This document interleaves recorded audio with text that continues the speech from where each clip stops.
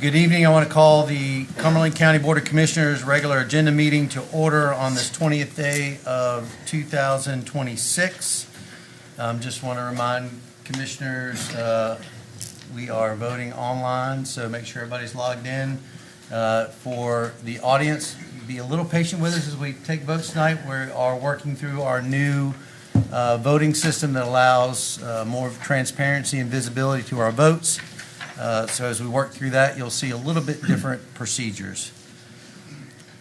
At this time, I'd like to ask Commissioner Tyson to bring us the invocation and the pledge. Okay. All who are able, please stand. Bow your heads. Dear gracious and heavenly Father, we praise and thank you for this day. We thank you for the opportunity to come do the business of the people of Cumberland County. Pray that you would help guide this meeting and that all the proceedings would be done in decency and order. In Jesus' name, amen. Amen. I pledge allegiance to the flag of the United States of America and to the republic for which it stands, one nation, under God, indivisible, with liberty and justice for all.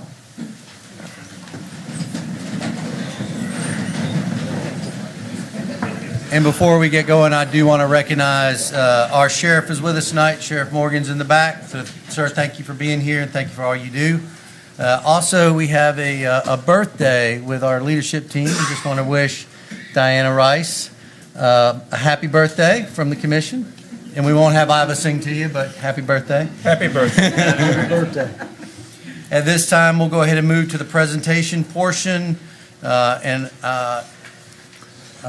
A, Animal Services Officer's Oath of Office. County Manager Greer. Yes, I would like to turn this over to Faith Phillips, Assistant County Manager, to present this item and start the swearing in of the Animal Services Officers. Faith? Thank you, County Manager Greer. Good evening, Chairman. Good evening, Commissioners. Good evening. At the January 15th, 2026 Board of Commissioners agenda session, the Board received an update on our Animal Services Department, which included introducing new Animal Services Director Diane Pfeiffer, approval for an updated IGSA with Fort Bragg for veterinary training, which will be placed as an item of consent on tonight's meeting agenda, and for our Animal Services officers to take an oath of office this evening with the new director. With this presentation, Director Pfeiffer and our Animal Services officers are reaffirming their commitment to their duties. It is our way of showing our support for them and the work that they do each and every day. We are honored this evening to have the Honorable Judge Siler Mack here to administer this affirmation for our team. Once the oath is completed, we would ask that the ASOs, Director Pfeiffer and Judge Siler Mack, please join us at the podium for a picture. At this time, I'm going to turn the ceremony over to Judge Siler Mack.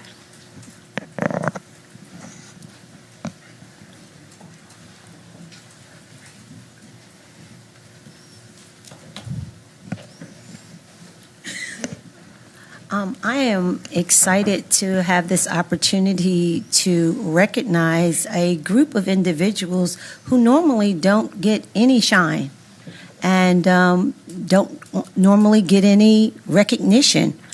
It is a group that is usually goes thankless. And I was telling Faith a lot of times that I got to know a lot of these officers, not this particular group, by happenstance. A long time ago when I was a prosecutor, the way that I got to know the group that I worked with long ago was I was trying a case one time in courtroom 2B, and it was a wildlife officer that said something to us, and was back then it was ADA Claire Hill and ADA Jane Ammons, and we were trying a case, and a lot of times they were saying they take their cases so serious. And why? Because we take our animals so serious, and when something happens, what do? We call them, and we want them to do whatever it is and whatever it takes for them to take care of those precious animals that we love, because they're family. They're like our children. And when something happens to them, we want them to do whatever it takes to save our precious loved one. And what do? They don't say anything to us. Why are you so upset? Why are you wrapped up so much? Because we love them. And they do exactly what we want, as if they see the anguish on our face. And I was telling Faith back there, they are so serious and so passionate about what they do. And anytime you are that passionate and that concerned about something, it doesn't seem like it's work. It seems like it's your purpose and your call. And they invited us one time out to their facility, and they said, "You guys are not going to come." And I said, "Yes, we are." And we went out there, and it was the passion and the drive that they had and the detail. And that changed my perspective about what they did and why they did it. Not because of the money, because they weren't making anything. As I said, you don't make anything but a friend. It was because they loved what they did, and they loved making sure that what they did for the people they did it for appreciated them at that moment. And I was telling Faith, it was that time right then, it changed my whole perspective of what they did and why they did it.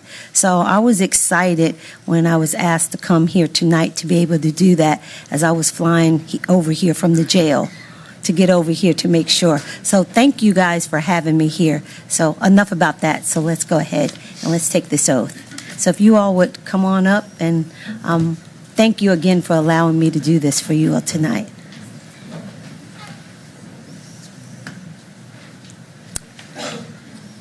And I would just ask that you would raise your right hand, and if you would repeat after me and say your name when I say I state your name. Do affirm that I will faithfully execute the duties of Animal Service Officer according to the best of my knowledge, skills, and abilities, and that I will comply with all applicable state and local laws, ordinances, and regulations, and I will well faithfully discharge the duties of the office which I am about to enter. So help me God. Thank you all so very much.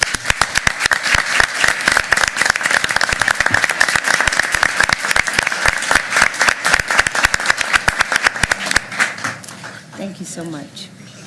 Thank you. Thank you so much.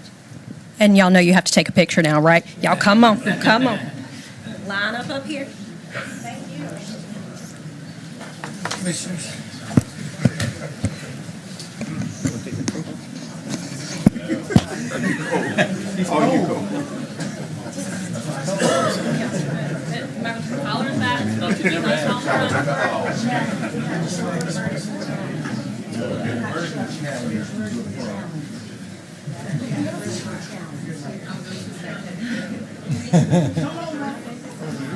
Right here. I won't charge you no rent.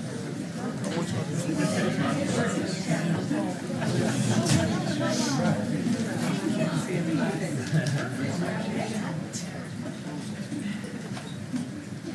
Ready? 1, 2, 3. And one more. 1, 2, 3. Perfect. Thank you.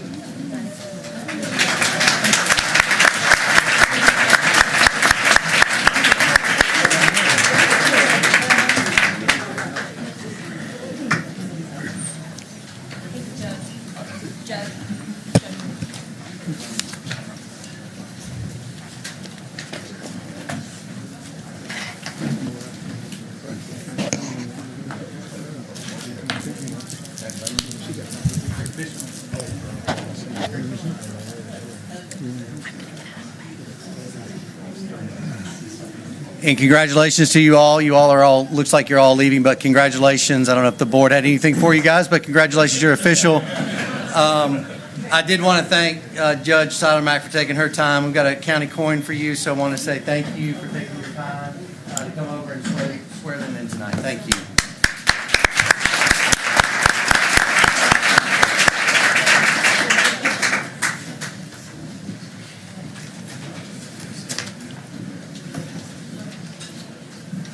Board, most of them have left, but any comments?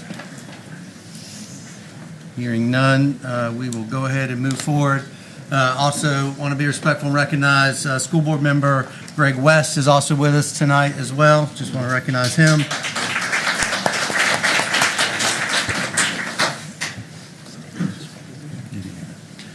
We'll go ahead and move to the public comment period. County Manager Greer, if you'll provide the board's policies and procedures for public comment period. Yes, the public comment period shall last no longer than 15 minutes. Time may be extended at the discretion of the board. Each speaker will have a maximum of 3 minutes to make remarks until the 15-minute limit is attained. No time may be yielded by a speaker to another speaker. Speakers will be acknowledged by the board in the order in which their names appear upon the sign-up sheet. Speakers will address the board from the lectern and begin their remarks by stating their name and address.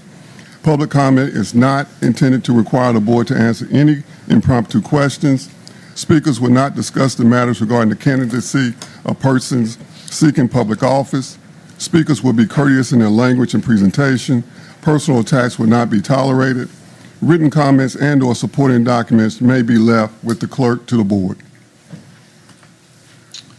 Thank you, County Manager Greer. I'll go ahead at this time and open the public comment period. Madam Clerk, are there any speakers? We have 3 speakers. First speaker, Angelina Smith.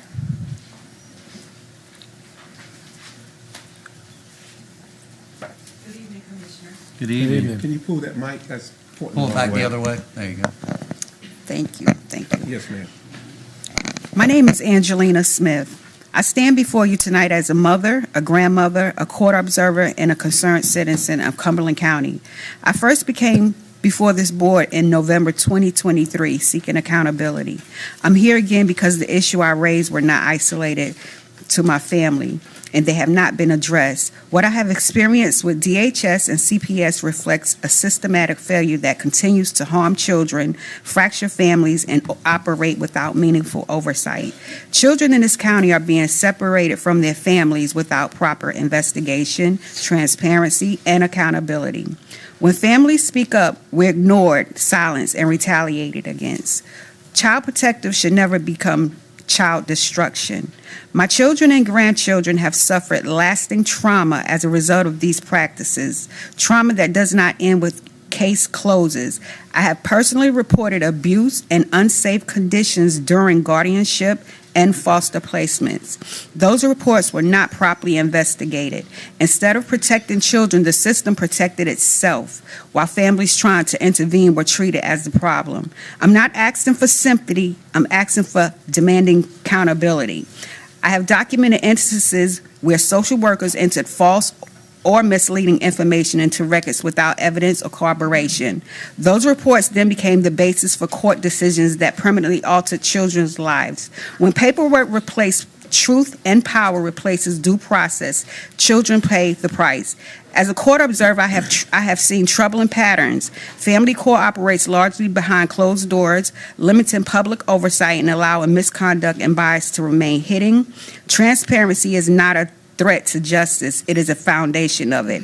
At every level, public servants are bound to uphold the Constitution when unlawful practices are ignored. The rule of law is weakened. As Justice Hugo Black said, honorable men honor the law. Government legitimacy comes from adherence to law, not unchecked authority.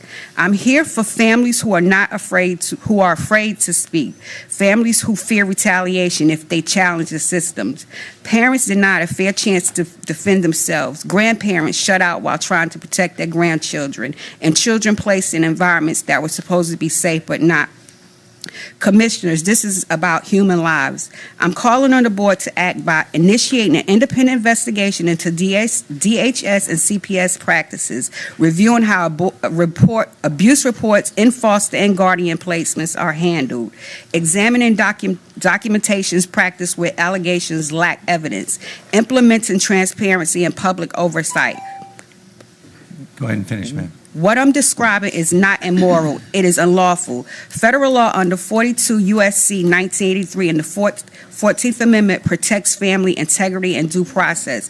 North Carolina law requires thorough and impartial investigations and prohibit deprivation of liberty without due process. Continued failure to correct these practices exposes the county to legal consequences. I'm not here to threaten. I'm here to just put you on notice, and I will continue to advocate. I will continue to observe. I will continue to speak. No child should be ignored when they say they are unsafe. No family should be destroyed in the name of protection, and no government agency should operate without accountability. Commissioners, the burden is now on the county. Investigate, reform, and protect. Our children deserve nothing less. Thank you, and God bless. Ms. Smith, will you please give us your address? Yes. Now? Or just give So we to have her? it for the record. Yes, ma'am. Okay, 7014 Candlewood Drive, Fayetteville, North Carolina. Thank you, ma'am. Thank you. Madam Clerk, if you'll call the next speaker. Jackie Peary.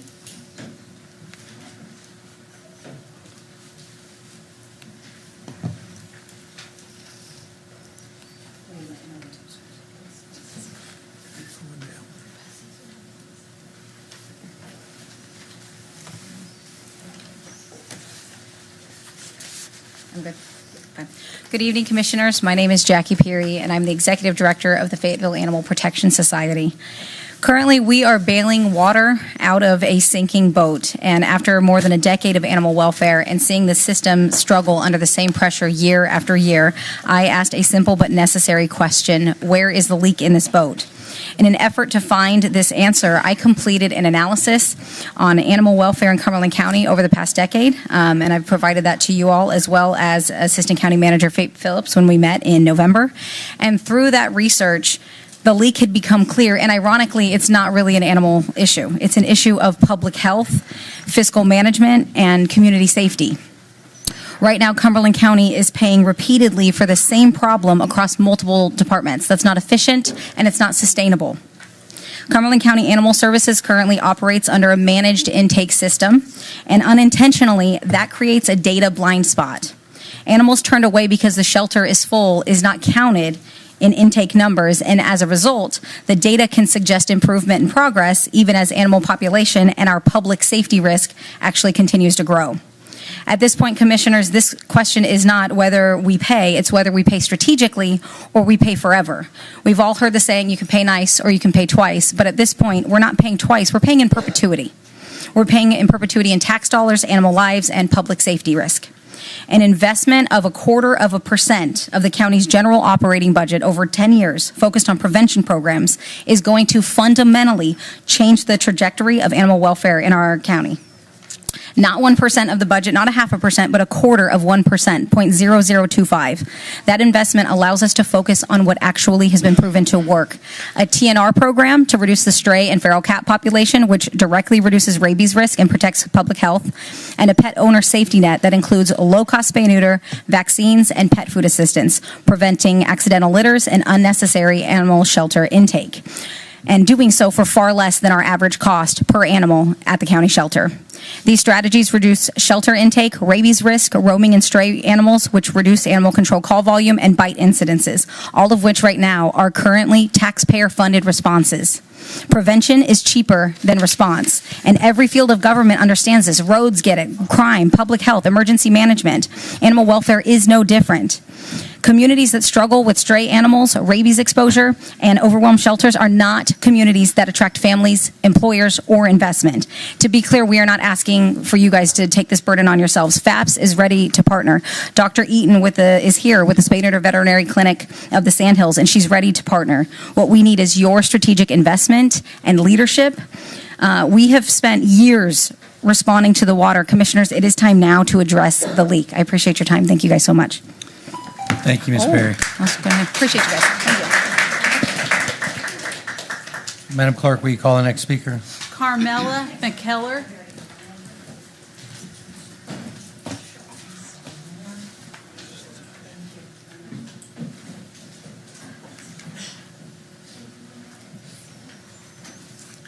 Good evening and Happy New Year.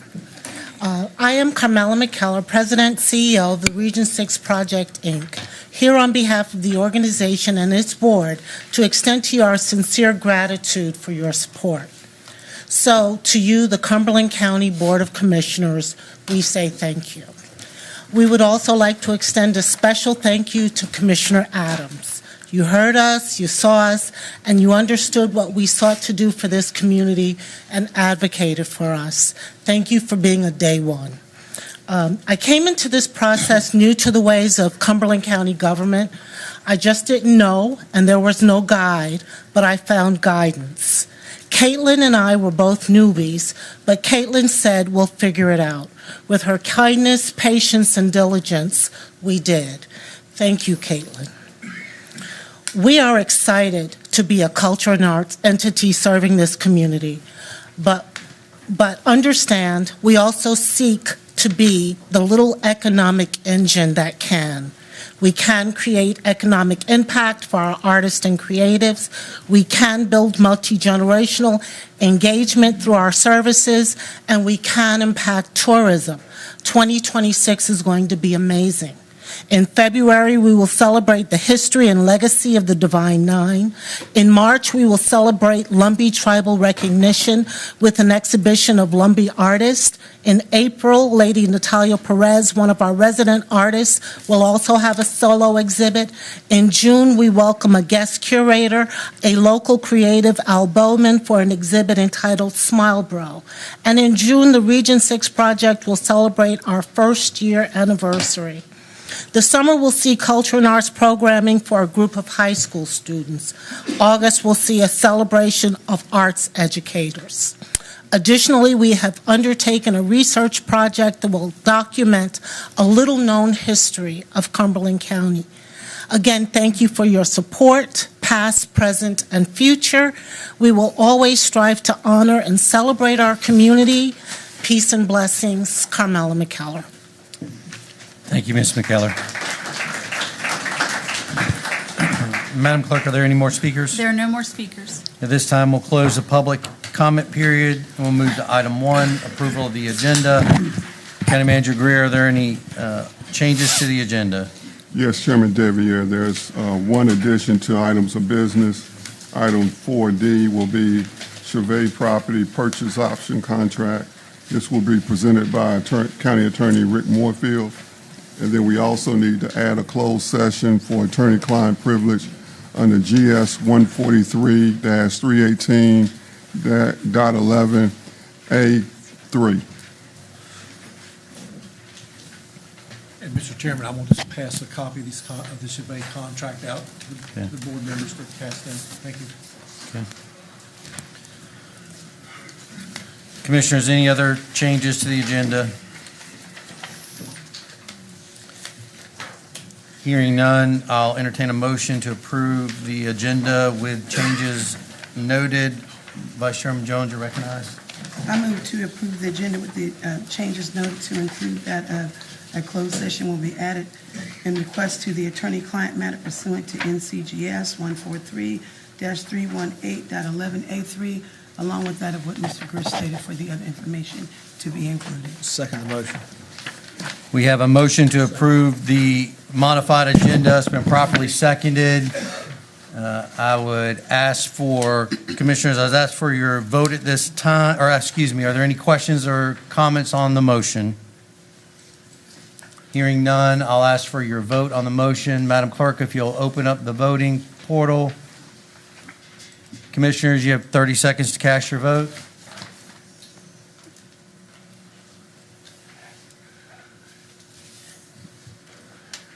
Madam Clerk, if you'll report the vote. Unanimously approved. Look at us, our first official vote on the.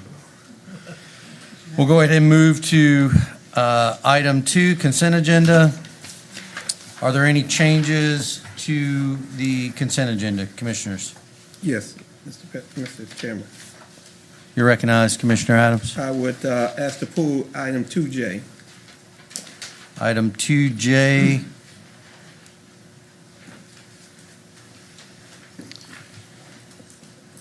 And we'll move that to 4E. E.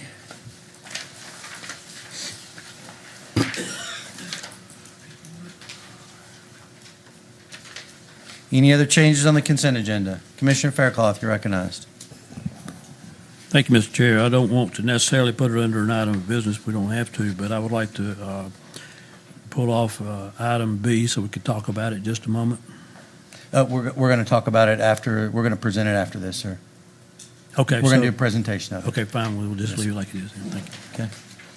Commissioners, any other changes to the consent agenda? Hearing none, I'll entertain a motion to approve the consent agenda as modified. Vice Chairman Jones, you're recognized. Yes, I move to approve the consent agenda as modified as requested by the county board. Second. We've got a motion to approve the consent agenda as modified. It's been properly seconded. Any discussion or questions on the motion? Hearing none, I'll ask for your vote. Madam Clerk, if you'll open up the voting portal. Commissioners, you have 30 seconds to cast your vote.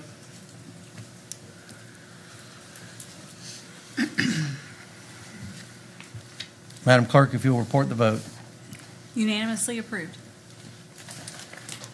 At this time, to Commissioner Faircloth's point, on the consent agenda, we had a proclamation recognizing the Lumbee tribe and the federal recognition. If I could ask Alex Baker if you want to come up and if you'd like to bring anyone else up as well, if they'd like to stand or come forward, we want to recognize you.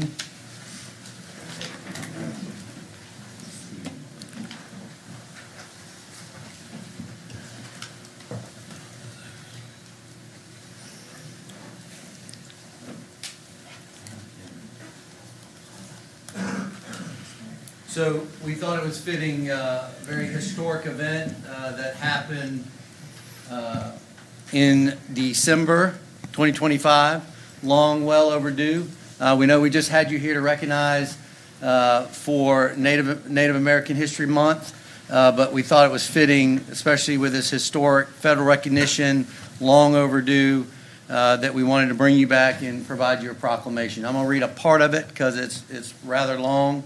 But it's important that we recognize this. Whereas Cumberland County is proud to be the home of the strong and vibrant Lumbee community, the Lumbee community have long shaped our region through service, tradition, education, and military leadership. And whereas the ancestors of the Lumbee tribe were recognized as a tribal nation in 1885 by the state of North Carolina, in 1956, Congress recognized the Lumbee as an Indian tribe. And whereas in December 2025, the Lumbee tribe of North Carolina received federal recognition from the U.S. government. Now, therefore, the Cumberland Board of Commissioners do hereby recognize and honor the Lumbee tribe of North Carolina. This is not only a celebration for the Lumbee people, but an opportunity for continued learning, respect, partnership, and be it further resolved, the Cumberland County Board of Commissioners remain committed to honoring the Lumbee tribe and all other indigenous voices in supporting inclusive communities where history, culture, and heritage are recognized. Again, we congratulate the Lumbee tribe of North Carolina on this well-deserved, and I'll add long overdue recognition.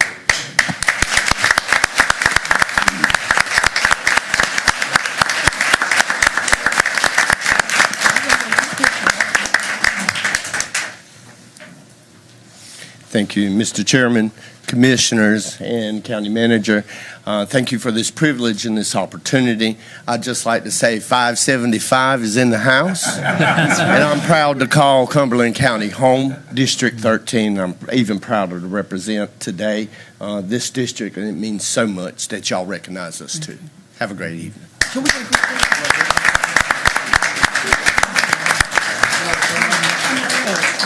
I think some of the commissioners have some comments as well, so please don't leave. You can just go ahead and grab this picture real quick.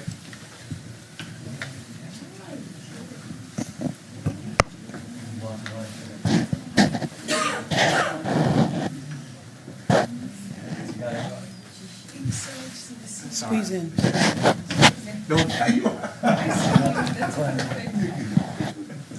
Liz in enough. 1, 2, 3. And one more. 1, 2, 3.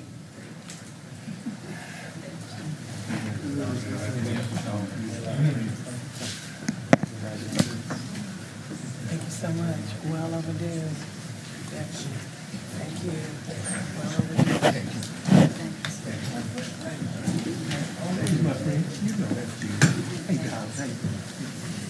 Commissioners, any additional comments on this recognition and honor? Mr. Chairman, I would like to say before they leave, I didn't know we were going to have a recognition. I was not even sure how many years ago it is now, but I remember when Ray Little Turtle, excuse me just for a minute, but they took me to a powwow at the auditorium, and you guys know what I'm talking about, and it was an interesting experience, and I'll never forget it. I'll never forget the friendliness that I received, and it just does my heart good to see the progress that has finally come to bear. And everybody I talk to in Cumberland County is 100% for what's happening in the counties of not just Robeson County, but also Cumberland, Hoke, Sampson. All of us are around here, and we thank you for what you do, what you mean to our community, and we're looking forward to great things in the future from you. Commissioner Faircloth, anything else? That's all. Vice Chairman Jones, you're recognized. Thank you, Mr. Chairman. I just wanted to say that it's a privilege and honor to be able to live to see this moment, as they have history myself of having as Indians in my family as well, and just having the opportunity, I know a lot of Locklears, to be able to experience the culture itself at different events. This is long time overdue, and so great time to have this happen after the Martin Luther King celebration yesterday, so congratulations. Commissioners, anyone else? Mr. Chairman, Commissioner Adams, you're recognized. Thank you. I will always say the fight's not over till the fight's over. It's been a long fight, but when right is on your side, it will happen, and it happened. So congratulations. Thank you, Mr. Chairman. Any other commissioners? Again, Mr. Baker, thank you for taking the time. To all the members that attended, thank you for coming out tonight. I was able to reach out to your chief shortly after it happened and sent words of congratulations to other members as well. Definitely wanted to honor it tonight here in our chambers as well. So thank you again for coming out. At this time, we'll go ahead and move to public hearings, and I will ask County Manager Greer to read the board policies and procedures for public hearings. Yes, public hearing procedures are as follows. Arguments by the proponents and opponents should be limited to a maximum of 10 minutes per each side. If there's no group representative, each speaker shall be allotted a maximum of 3 minutes until the 10-minute time period is attained. Rebuttals will only be permitted at the discretion of the chairman, with a maximum of 1 3-minute presentation by each side. We'll go ahead and move to item A, amendment to Chapter 6.5 of the County Code of Ordinances, Flood Damage Prevention. County Manager Greer. Yes, I'll turn this over to Rawls Howard, Planning Director, to discuss. This change in the ordinance is due to a retirement and the shift of responsibilities. Rawls. Thank you very much, County Manager. That pretty much sums it up. We had to retire. Mr. Wayne Dudley retired. He was our floodplain administrator for years here. He was up in engineering. He ended up leaving, and so we have shifted those duties down to planning, and so we just have to change the code of ordinances to reflect that. So it's a pretty simple strike through and underline, I think, of just going from county engineer to planning and inspections director, and that's it. Right. At this time, we'll go ahead and open up the public hearing. Madam Clerk, are there any speakers? There are no speakers. I'll go ahead and close the public hearing at this time, and I'll call commissioners. Any questions or comments? Commissioner Tyson, you're recognized. Thank you, Mr. Chairman. One question, either for you, Director Howard, or County Manager. I know we've got a new county engineer that's just come on board, and I am interested to know, was he consulted on this decision, and did he issue a recommendation on this? No, not at the time. He hadn't been on board. We made the decision in the time period between right before, we couldn't get on the agenda last meeting for the agenda in December. Typically, the floodplain is always in planning and not in engineering. Okay. Commissioner Tyson, anything else? No, thank you, Mr. Chairman. Commissioners, any other questions or comments? Hearing none, I'll entertain a motion. Vice Chairman Jones, you're recognized. I move to approve the ordinance amendment. Second. We've got a motion to approve the ordinance amendment, Chapter 6.5 of the County Code of Ordinance, flood damage prevention. It's been properly seconded. Is there any discussion or questions on the motion? Seeing none, I will I will ask commissioners for their vote. Madam Clerk, if you'll open the voting portal. Commissioners, you have 30 seconds to cast your vote.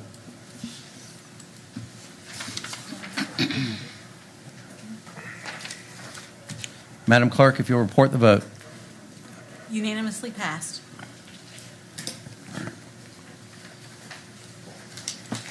We'll go ahead and move to item B, public hearing and resolution to create the East Central Water and Sewer District. County Manager Greer. Yes, Chairman Devier, as we start looking at providing water in the northern part of the county and throughout the county, there's some additional districts that we want to establish. The first one being the East Central Water and Sewer District. Amy Hall, Public Utilities Project Manager, and Faith Phillips, Assistant County Manager, will present this item and answer any questions you may have. Good evening. Good evening. The East Central area of Cumberland County has been impacted by contaminated private wells due to PFAS originating from the Fayetteville work site. This contamination poses an ongoing health and safety concern for affected property owners. At the December 15th Board of Commissioners meeting, the Public Utilities Department requested the scheduling of a public hearing for January 20th, 2026 as required by the statute to receive public comment regarding the creation of East Central Water and Sewer District. Following the public hearing, the Board of Commissioners may take action to adopt a resolution to create the East Central Water and Sewer District for the purpose of pursuing grant funding and low-interest loan opportunities. I do want to state that the district is being created to assist the county with applying for funding to pay for preliminary engineering reports, which will provide the county with detailed information on how to move forward with the public water in the district. And just to add, these public hearings were noticed per the requirements in the general statute. They were also posted on social media in response to board request. Commissioners, before we move to the public hearing, any questions, comments? Hearing none at this time, we'll go ahead and open the public hearing. Madam Clerk, are there any speakers? We have 4 speakers. First speaker, Jeremy George.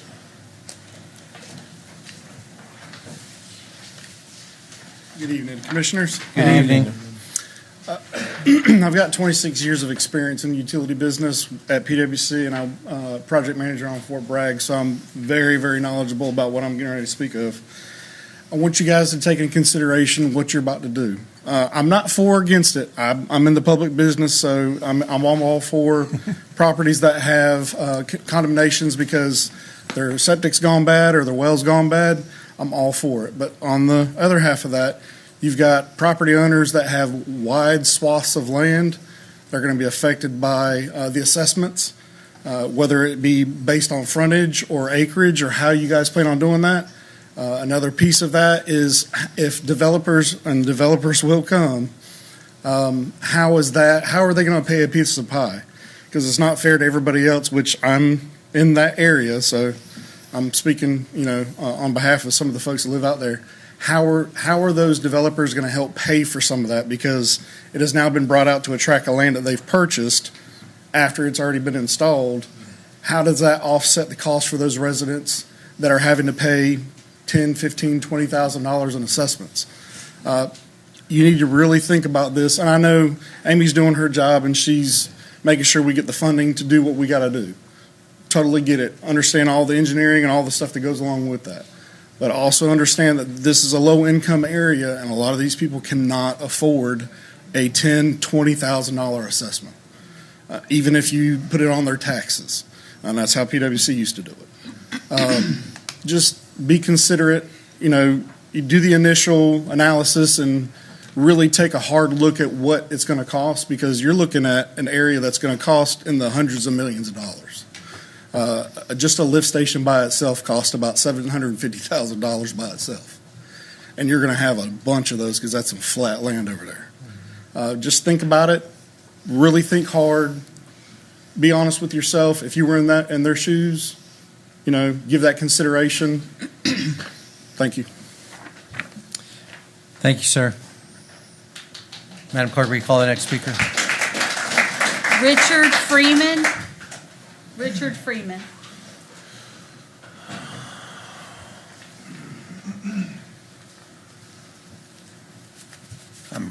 Name and address. Richard Freeman, 1164 John Nunnery Road.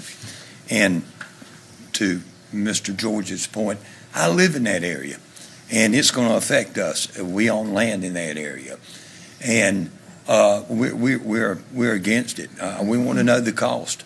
We're on fixed income for the individuals, holding on the family land that they have had, and are they going to be able to keep it, or are they going to be forced to sell it? Is it going to, change us so dramatically that our way of life is going to be severely handicapped? Are we going to afford to pay the taxes? How is it going to be paid for? As Mr. George said, it's going to cost millions upon millions of dollars. Where's the money going to come from? Federal government pays how much of a grant? 30%, 40%, 50%. Then we're left with the rest. And from an economic standpoint of view, with the low-income individuals that we have, farming is a way of life, and there's very, very little profit in farming today.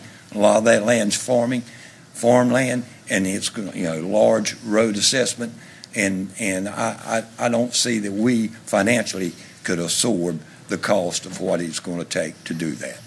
Thank you for your time. Thank you, Mr. Freeman. Madam Clerk, will you call the next speaker? Joe Faircloth.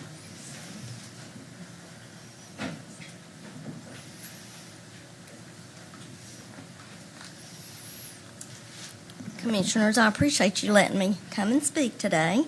I'm not as prepared as I would like to be because I didn't know about it till the last minute. I'm thankful that I was notified about it. I do live in the Stedman area, right down the road from Mr. Freeman, and we are a community of people that love to live in a small community. We don't want to turn into a Fayetteville. We appreciate Stedman being a small community. We greatly appreciate that you are hearing our pleas, and I hope that you do really think about it, because there are a lot of people in our community that are, as they said, on fixed incomes, or just hardworking regular people that don't make gracious amounts of money. Beside the astronomical expense that would be on our taxes and the cost of putting it in place and all that, there's a big concern over the fact that the Fuquay-Varina project that's talking about wanting all the water, wanting more water in Fuquay-Varina, that they're saying Fayetteville and Wilmington already don't have enough water. They're already low in water. Well, now if you extend it out to all these other little small communities that are more farming communities, I'm thankful for my water. It's clean. When it comes out of my spigot, it's clean. My mother worked at the library across from Cape Fear High School. That is city water there, and it was brown. That's city water that's chemically treated. I know people are worried about the chemicals they're saying are in our well waters. Well, if you look at the map all across the United States, almost everybody would need city water if they were worried about that. But you're trading one chemical for another. So where is the I don't see the smarts in that I want to put chlorine and other antibacterial things in my body for water in place of something else that's in my water that's filtered through rock and sand that the Lord made it to be filtered through. So I'm thankful for my clean water. I know there's people that have more sulfur in their water than they'd like and things like that, but I'm very thankful for my water.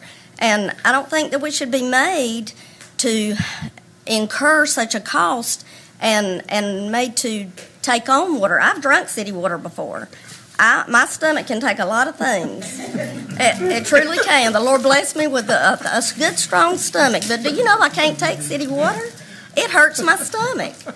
So I would appreciate y'all considering that it's a small town, it's a lot of cost, a lot of people do not want it. And keep it in Fayetteville. And then we won't have to worry about it being Fayetteville not having enough because a few Quaverinas want to take from it. And y'all keep it. Let us have ours. Thank you. Thank you, Ms. Faircloth. Madam Clerk, are there any other speakers? Wayne Faircloth.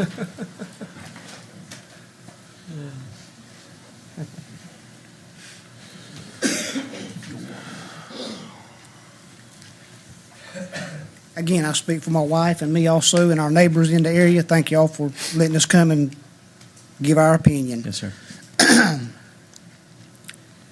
I too love the water that we've had. We've lived there for 40 years. I've not had any well problems. I've not had any septic tank problems.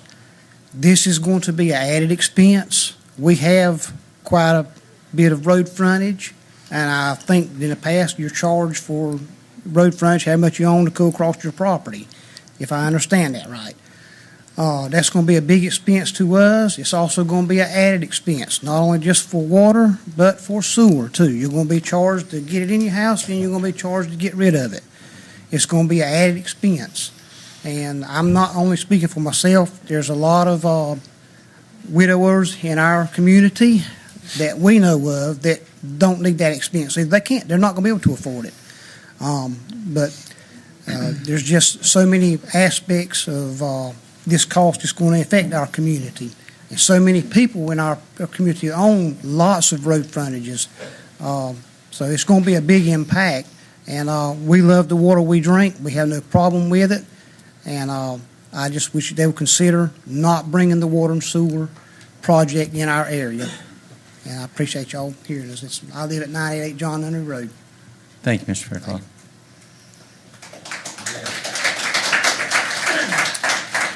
Madam Clerk, are there any other speakers? There are no more speakers. This time we'll close the public hearing. Commissioners, I'll come back to you for comments and questions. Commissioner Tyson, you're recognized. Thank you, Mr. Chairman. And Assistant Manager Phillips, really a two-part question. One, if the board was to authorize this tonight and you came back and you did these studies, the board would not be obligated to move forward with putting the infrastructure in if the burden on taxpayers was too great. Is that correct? That's correct. Okay. And then a second part question. Earlier this year, I know we were briefed by DEQ, North Carolina Department of Environmental Quality, and they updated their guidance standards on the area that they recommended testing for PFAS from the contamination. Can you speak to that a little bit and about that area that was updated? So just so we know. Absolutely, and I will do my very best in Amanda Lee's place for this one. So earlier in this year, DEQ did update and expand the area that was affected by PFAS contamination and extended throughout the county, actually into reaches of other counties around us. So it's almost the entire county that's covered. And I don't have the map in front of me, so I do apologize with the lack of specifics. Thank you, Mr. Chairman. Vice Chairman Jones, you're recognized. Thank you, Mr. Chairman, and I would like to thank all those that came out to speak on behalf of their community. And with that being said, is it imperative that we make this decision today, or could it be possibly something that could wait? And the reason I state that is because now that I've heard the concerns from the community, I would like to possibly consider, there might be other people concerned in the community as well, perhaps having a town hall out there, and then also giving the staff opportunity perhaps to bring back some more information, because I definitely do take their voices, as we all do, very seriously. That being said, is this an urgent thing of tonight, or is it that of something that we can wait until our next board meeting to allow opportunity to have a town hall out in their area, number one? So I want to make sure other constituents' voices are heard as well, and then it maybe get some more research, and out of fairness, that way at the town hall, their questions can be answered of comfortability since they live there. Is that a possibility? Is this urgent that it has to be done tonight, or can we consider perhaps we can have a town hall in the area of their community and bring it back, and also so their overall community can get educated on the situation? Yes, ma'am. We can move and do whatever the board's pleasure would be. Yes, ma'am. Okay, thank you so much. Anything else, Vice Chairman Jones? No. Commissioner Patel, you recognized. Thank you, Chairman. ACM Phillips, I have kind of just a brief question on, can you give us a highlight of what the process is that we're in right now? And at the end, who makes the final decision if it's a vote by the actual citizens and residents? You going to take it? Okay. So Amy and I are going to tag team the answer for this one. So right now what we're doing is, as a part of our 50-year water plan, we are looking at water capacity for the entire county. And so with that, we are taking, and to address contamination throughout the county. And so with that, we are looking at the creation of this district, which would allow us to begin pursuing different funding streams for engineering reports to see what is needed out there if we were to do infrastructure. But we could not move on anything without a vote from the board. Thank you. Commissioner Faircloth, you recognize. Thank you, Mr. Chair. I like Commissioner Jones's idea of a town hall out in the Stedman area, and if we do that, can we include, would it be possible to include Cedar Creek area in that? Maybe if we can find a big enough place to hold everybody, we could probably do both areas at the same time. I'm probably the only one in this room that was in Grays Creek the night that we had a town hall down there. That was 15 years ago. Is anybody here from Grays Creek? Okay. Yeah, Tim, I know. But were any of y'all in that town hall? If you were, you remember what happened. I think I had to drag Breed and Blackwell out of there.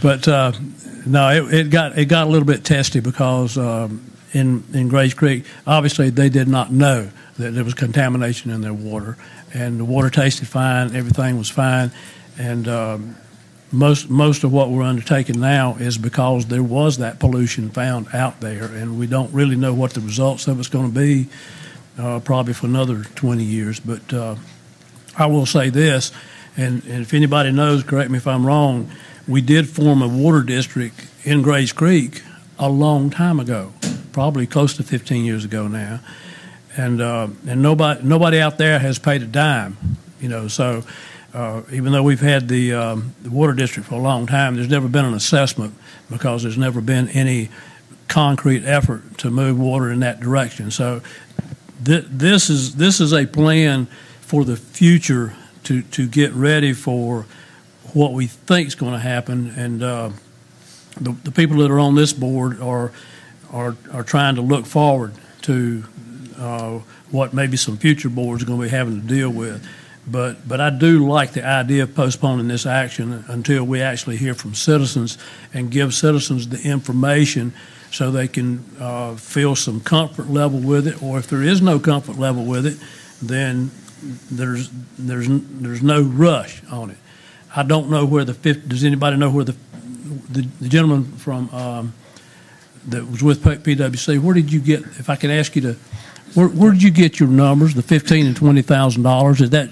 That's just a ballpark. Okay. Annexation was in Fayetteville 15, 20 years ago. That was about $5,000. They limited it per customer based on the frontages for residential. Of course, commercial was always more expensive. Okay, sir, thank you.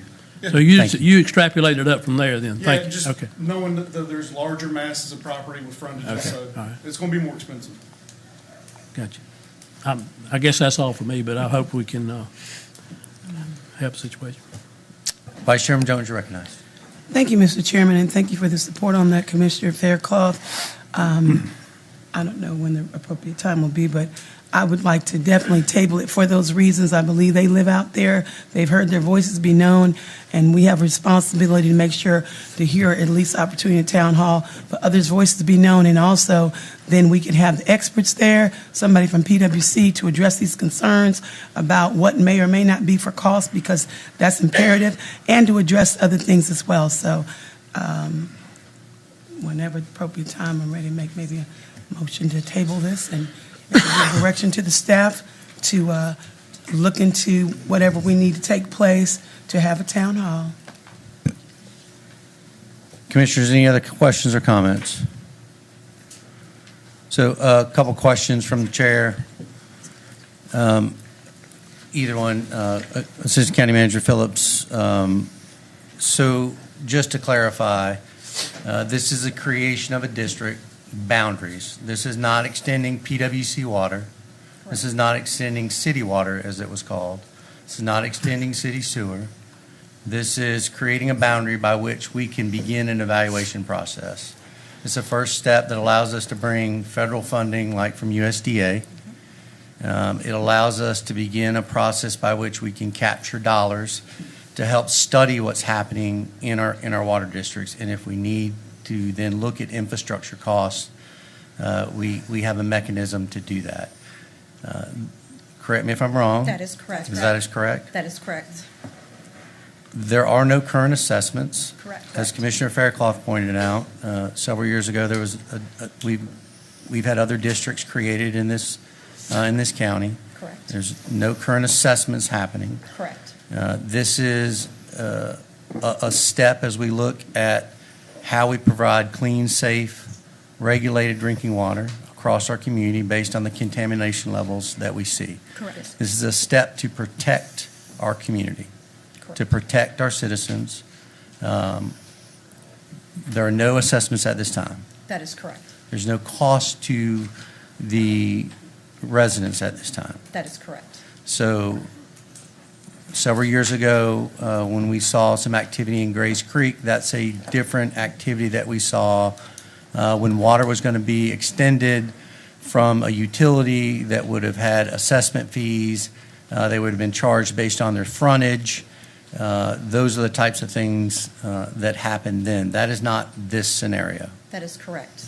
Nor have we ever done any type of assessment across anybody's by frontage.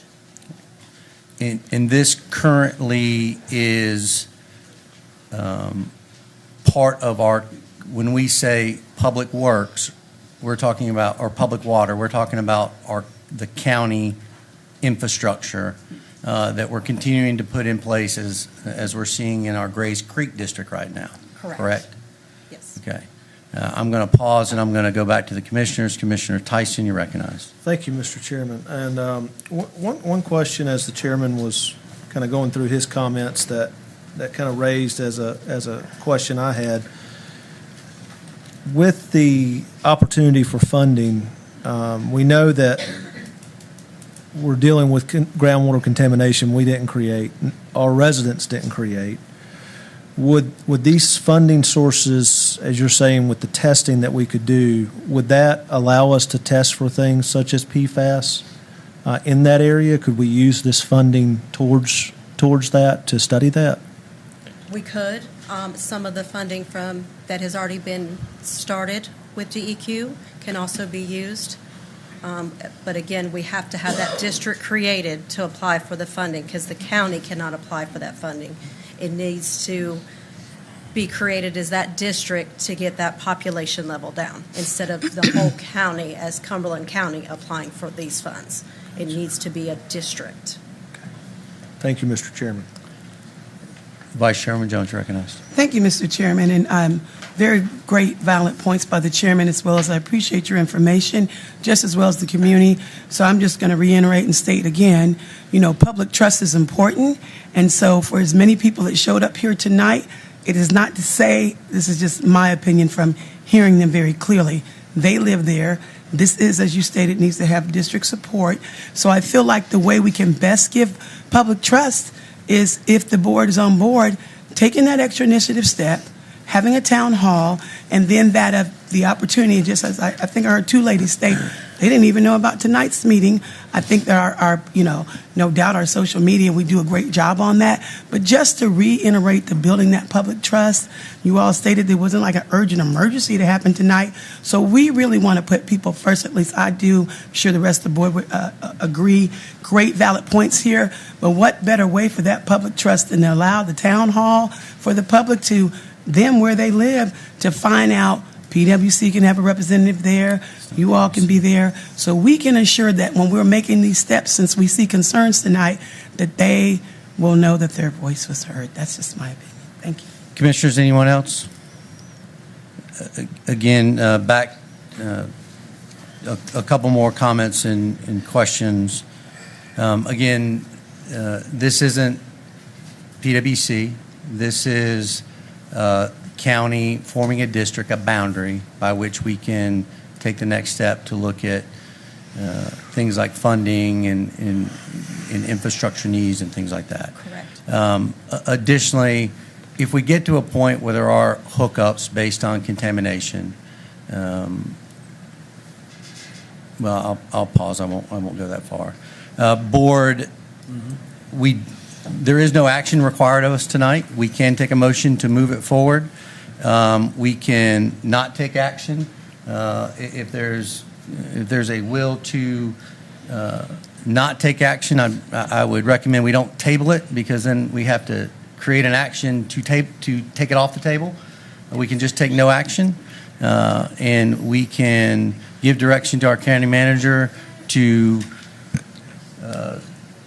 set up a town hall, set up a public awareness campaign, if we think that's fitting, to create a boundary for a district, and to allow further education of this area and any other district that we're going to create. Unless somebody, Commissioner Adams. Mr. Chairman, I've heard all the comments and everything. The one comment that stood out was the young lady said she just found out tonight it always bothers me, because we do these things, we sit it in the paper, nobody reads the paper. Even when we do the zoning, I always talk about how big those signs are and where they are, and if the neighbors don't know, I'm of the opinion that we take no action tonight so that they can be heard. I don't think it stops anything or hurts anything with us just waiting. I wouldn't want to table it. I'd just say we wait, have this town hall meeting, and this would be for both of them. You got both two back to back. You got the Cedar Creek too. Don't necessarily know that you put them together, because they're different kind of groups or whatever, facing different kind of problems. But that I would suggest that these are the citizens. Let them be heard, and on top of that, as we hear from them, they can hear from our group, so that they get the proper information. When we're talking about PwC, which has nothing to do with this, I understand the gentleman who works for Fort Bragg throw out some numbers, may be legit, may not be, but I think that we've got our staff that can educate, and then they can be heard, and we can hear them. So I would suggest that we just put it off and let that happen. Thank you, Mr. Chairman. Vice Chairman Jones, you're recognized. Thank you, Mr. Chairman, and I just want to be clear, because apparently I used the wrong word, whether it's table or that of redirection. I appreciate the other board members now. It sounds like getting aboard to my original statement, and I stand by that. I appreciate the public coming out here today. I do believe in when I state of education. That is why I feel that town hall is very important, because apparently, yes, we know that PwC is not involved, but if we can educate at a town hall, and we do a partnership with PwC, it's important for everyone, especially in the community, to know who plays what key part. So I appreciate the board members, probably outspoken. I didn't mean to say table, redirection, whatever we need to do to ensure that the people, and I appreciate you showing up, they've let their voices be heard. Therefore, I'm glad that it sounds like we're going toward that direction of my suggestion, town hall, people first, and therefore we can assure that, facts over fiction, and people can understand at this town hall what PwC does, what we do, and all these factors. So whatever we need to do, direction to the staff or table it or motion, we want to make sure we keep people first. Thank you, Mr. Chairman. County Manager Greer, if the board wants to direct a town hall in these two locations, to help awareness and educate and answer any questions from our constituents around the creation of these districts and what it means. What's your time frame? Can we do that over the next 30 days? Yes. Okay. So, board, I don't think I need a motion, but unless there's objection, without objection, I'll put it that way, so it's in the form of a motion. Without objection, we'll direct the county manager to establish a community outreach plan to include a town hall for the East Central Water and Sewer District that's centrally located in that district for the purpose of awareness and education of our citizens. And the Cedar Creek? No, I'm going to get to that. That's the second item, sir. All right, so moved. We'll go ahead and move to item C, public hearing and resolution to create the Cedar Creek Water and Sewer District. County Manager Greer, before you introduce, I believe it'll be the board's intent, just to make the public aware. I believe it'll be the board's intent to direct the manager to do the same thing we just did in the East Central Water and Sewer District, but we'll let the speaker speak, and then I'll open it back up to the commissioners. But I would anticipate that that will be the direction of this board for the county manager. So I'll turn it over to you, County Manager Greer. Yes, I'm going to turn this over to Amy Hall and Faith Phillips to discuss and answer any questions you may have. The Cedar Creek area of Cumberland County has been impacted by contaminated private wells due to PFAS originating from the Fayetteville work site. The contamination poses an ongoing health and safety concern for affected property owners. At the December 15, 2025 Board of Commissioners meeting, the Public Utilities Department requested the scheduling of a public hearing for January 20th, 2026 as required by the statute to receive public comment regarding the creation of the Cedar Creek Water and Sewer District. Following the public hearing, the Board of Commissioners may take action to adopt a resolution or to create to create the Cedar Creek Water and Sewer District for the purpose of pursuing grant funding and low-interest loan opportunities. And as I stated before, this was to create grant funding so we can do a preliminary engineering report in the area for water and to find out where the infrastructure would be located and things of that nature. Commissioners, understanding we'll probably go the same directions we did with the last one. I'll open it up for questions or comments. Hearing none, without objection, then County Manager Greer will direct County Manager to establish a community outreach plan over the next 30 days for the Cedar Creek Water and Sewer District, specific in that area that would include a town hall within the district that would be properly advertised and awareness to the local community so that we can better inform the community of what the creation of the district means. Point of order, Mr. Chairman. Would we not need to still have the public hearing tonight? We do not have any speakers. Oh, okay. Thank you, Mr. Chairman. Commissioner Adams, was that your point of order as well? It was whether we... Y'all don't trust me. I don't think I know how to run a meeting. She gave me the house. I got you. With any objection to that? Hearing none, County Manager Greer, you good with both of those? So in the next 30 days, we'll see that. All right, we'll go ahead and move Commissioner Faircloth to recommend. I'm sorry, before you go. That's right. I've not heard anything about this much from the Stedman area about the water situation or anything like that, but I have heard an awful lot from the people in Cedar Creek about it. As soon as the Grays Creek stuff hit in 2017, we started hearing from Cedar Creek people as well. So I only say this to say to the manager, as you're considering how to do this, you might consider that there's a difference perhaps in the group that's here tonight in this particular East Central area. There might be differences between this area and the Cedar Creek area. It'd be nice if we could combine them and just have one. But if there's just not enough community of interest, or if there's a significant difference in the community of interest, then we can have two perhaps. But that's in your discretion, and we'll take. I hope you take our direction with that. Will do.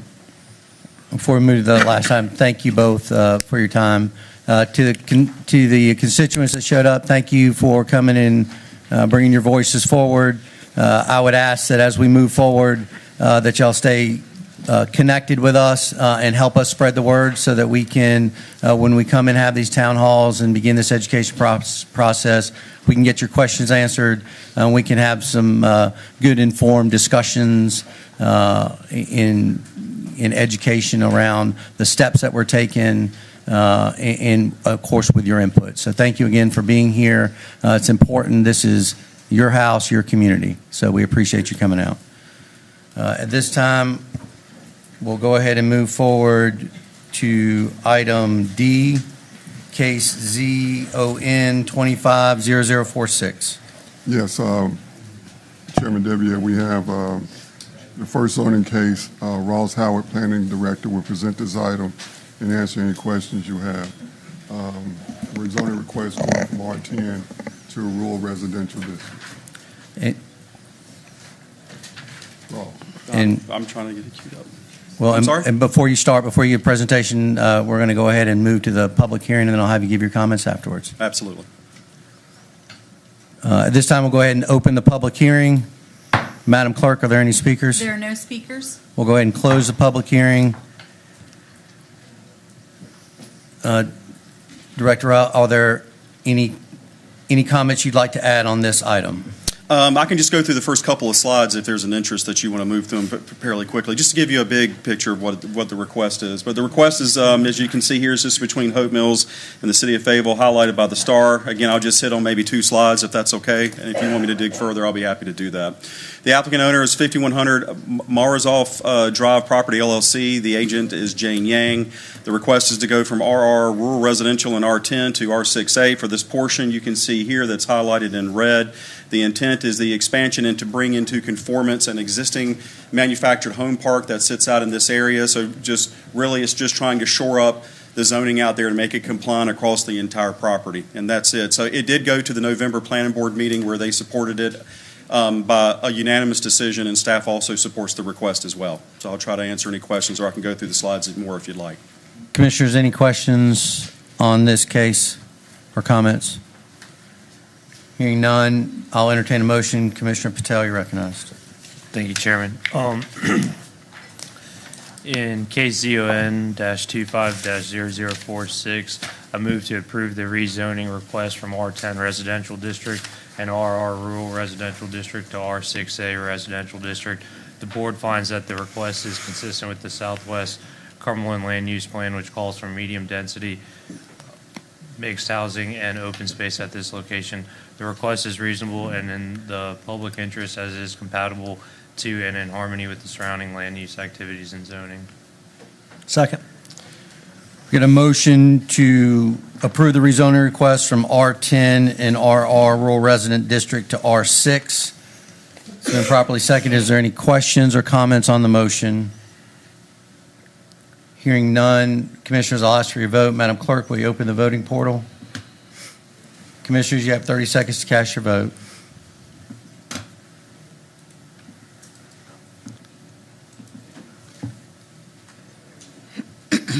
Madam Clerk, will you report the vote? Unanimously approved. We'll go ahead and move to item E, case ZON 250049. County Manager Greer. Yes, I'll turn this over to Ross Howard, Planning Director. This one goes from A1 Agricultural to R75 Residential District. Ross. Thank you.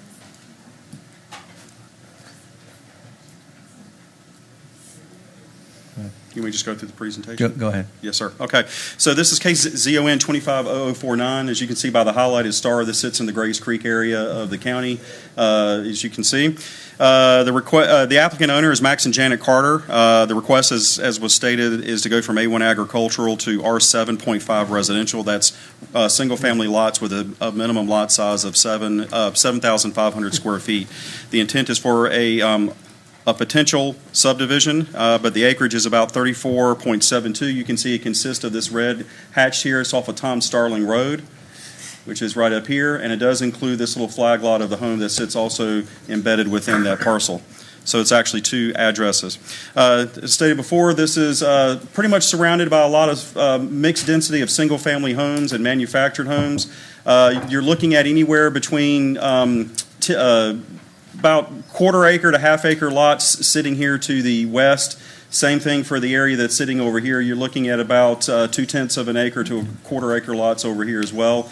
But for the most part, you can see that highlighted property here is pretty much surrounded, or is coming to be surrounded by single-family subdivisions. Here's the zoning. You can see it's A1. It is a sort of a hodgepodge. As I said, R10, R6A, R15. You have A1 that's immediately across the street, and you have R15 that's on the same side of the street as well. This is just an aerial of the property. You can see there's an existing home on the property here. This is Rockfish Creek that it runs behind. There is water and sewer in this area. There's water that's out there by the road. There is a sewer. This is all PWC. There's sewer out there, but it's about 1,000 feet away. But for the most part, there is utilities in the general overall area. This is just a topographical map showing that the property, for the most part, is flatter as you're up by the road. And of course, as you go down towards the banks of the creek, you can see it starts to get a little bit more dramatic. When staff looked at this against the South Central plan, it does categorize it as low-density residential and open space.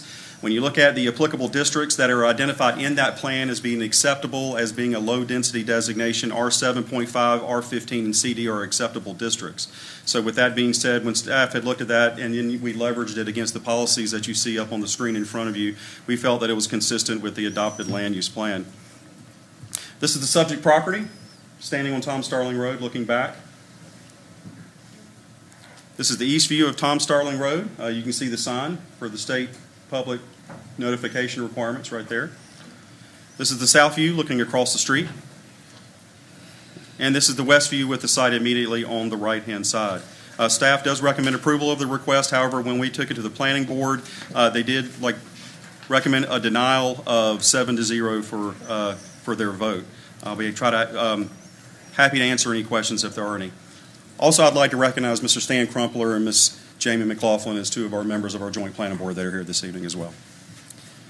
Thank you. Commissioners, any questions before we move to the public hearing? Commissioner Tyson, you're recognized. Thank you, Mr. Chairman. And I am anxious to hear some comments on this, but one question I had as I reviewed the documents, current zoning going from 17 dwelling units to 202, how are we describing 202 as medium density residential? Well, that's a good question. So, I mean, you know, when you look into plans, each plan is going to have its own separate definition, I guess you can say, of how we define low, medium, or high density residential, or like what's commercial. For this particular plan that was developed, 7.5, to that community that was out there at that time when this plan was drafted, was deemed to be a low density type of designation. So we give it. So, for example, in this particular plan, 7.5 might be a suitable designation for the community that's out there that put the input in this plan. But say, for example, if you go to Bethany or somewhere else, it might be acre lots. It could be 20,000 square feet. So it's all going to be plan dependent depending on what plan gets adopted for that particular area. Follow up, Mr. Chairman. Go ahead, Commissioner Tyson. What would high density be considered under this plan? Probably R6, R6A. And how many lots would you be able to have with that? Just back of the napkin, if you do 200, you're probably pushing close to maybe 300. Thank you, Mr. Chairman. Commissioner Patel, you're recognized. Thank you, Mr. Chairman. Mr. Rawls, I just have one quick question. When was the last time the South Central land use plan was updated? It was updated in 2015. And are we currently working on an update? Yes, sir, we are. So we're getting ready to wrap up the Hope Mills area, and we've actually started the data collection for the South Central, which is the next in line for update. Okay, thank you. Thank you, Mr. Chairman. Commissioners, any other questions before we open the public hearing? Seeing none, at this time, we'll go ahead and open the public hearing. Madam Clerk, will you call the first speaker? Janet Carter.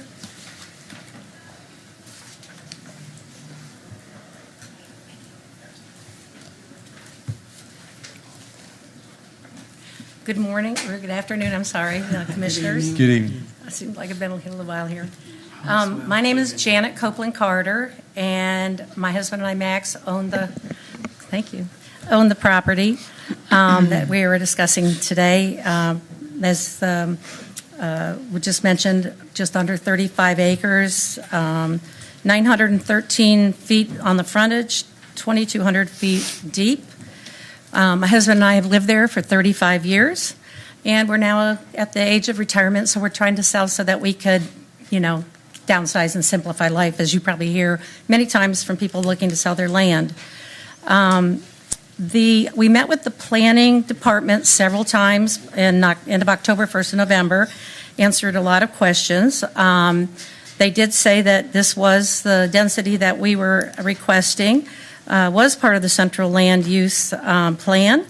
And I presented at the board meeting in December. And our intention was to try to sell to a developer or builder so that we could, maximize our investment that we've had over there for 35 years. The board, when we had the discussion, and we'll probably hear from our neighbors as well tonight, but they had really in their discussion two main factors that they were mostly concerned about. I did want to mention those. One was they said they really felt like they needed to see us could understand, well, is there going to be anything maybe in the flood area or floodplain area, or, where would they be placed? And that was a concern. They didn't feel like they could maybe rule on it with that, not knowing that. And I said, well, I am assuming that the builder, when they, buy it or have an opportunity, if we can sell it to a builder, would get approval before work began and work with the regulations. The board, one of the board members, the one that was leading the meeting, said, no, we don't ever see anything after it's approved. Whatever the zoning is, they just go with it, and builders do what they want. That's what I heard. And so I later found out that's really not accurate. And Deputy Ross did say something to the board, but it was after the vote, so it didn't get to really have a play in that. The other thing that they were concerned about was the sewer availability, and if it was, not available, how are they going to zone it if they couldn't get, the utility of sewer? Now, there is water across the property, and I understood that they would have a little trouble with that. But I guess when we were kind of talking through this with the planning department, that there was going to be about 1,200 feet to get over to the village of Rockfish where they actually have that. Ma'am, if you can just finish your... Sure. I think the main point that I want to mention is that today I did speak with Seth Reeves at PwC to ask, well, what is the capacity of the sewer coming over? Would this subdivision be, available to tap into that? And he said, yes, it has the capacity. He did investigate it. He said it was a preliminary session, evaluation. I want to be respectful of everybody's time. So Sure. I'll let you give about 10 seconds to close out. Well, I'm asking for the committee, actually the department did say that they felt like it go through. The board had a couple concerns, and I wanted to show those tonight. So I hope that you would be able to accept that. I did print off Seth Reeves' email to me saying, what it was. So. Provide that to the clerk, and she'll pass it around. Thank you, ma'am. Thank you for your consideration. Yes, ma'am. Thank you. Madam Clerk, if you'll call the next speaker. Anthony Kimbrell.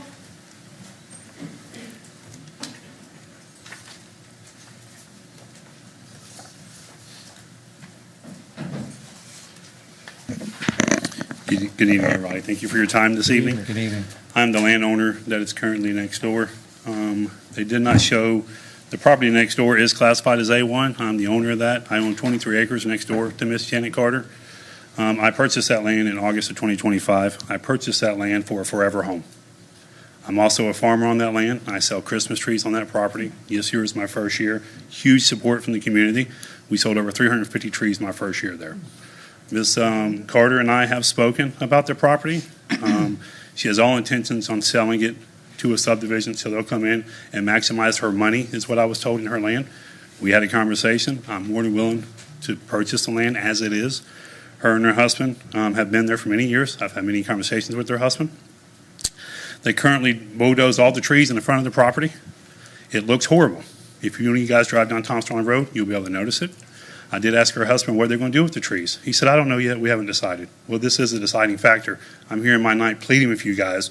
I have a son and daughter, and I bought this property so they can enjoy life with me. I currently live in a subdivision. I finally got my final on last Monday to move into my home. It is beautiful. The area is beautiful. I have several people here, 10 to be exact. They cannot talk tonight because we don't have enough time. I'm a business owner here locally. I love Grace Creek area. I'm born and raised here. My dad did 24 years here. For me, the things that you guys don't see on this property, I own 10 acres on the backside of my property. It is completely a downfall. In the last board meeting, Ms. Carter mentioned that she has a 40-foot drop-off to the creek. That is extremely dangerous to build a subdivision of 200 homes there. Not only 200 homes, but homes that it's in a floodplain. My own current house, Rockfish Creek, is in a floodplain. When Hurricane Matthew came, I was told by neighbors they got evacuated from their home. And at this point, now we're trying to sell the property to a subdivision. So I just ask that you plead with you guys that if you're going to change it, there's no way 200 homes can fit on that property. If anybody could observe that property or walk that property, it is impossible to put 200 homes there. And I just ask that you guys, if it was your neighbor, and I'm not asking, I love people, I'm all for subdivisions, but 200 homes in an area that has not been supplied. She has an email, no one surveyed it. We haven't did a floodplain on this property since the last 2 storms. It has flooded. My own house is in a flood zone. I knew that taking purchase of this home. I wanted to be in a country setting on 23 acres with my family, and that's what I did. And I just ask when you guys consider tonight, just consider the consideration of way too much traffic. My brother works for DOT. There was 24 wrecks in the last 3 years on Thomas Twain Road. 9 of those were last year. Out of those 9, there were 4 of those that were actually had to go by EMS. There's wrecks here all the time. It's overpopulated. It's a commercial industry. Coca-Cola's on that road. Piedmont Natural Gas is on that road. FedEx is on that road. And I just ask that you guys would take all that into consideration. And thank you guys for your time. Thank you, sir. Madam Clerk. Joey Short.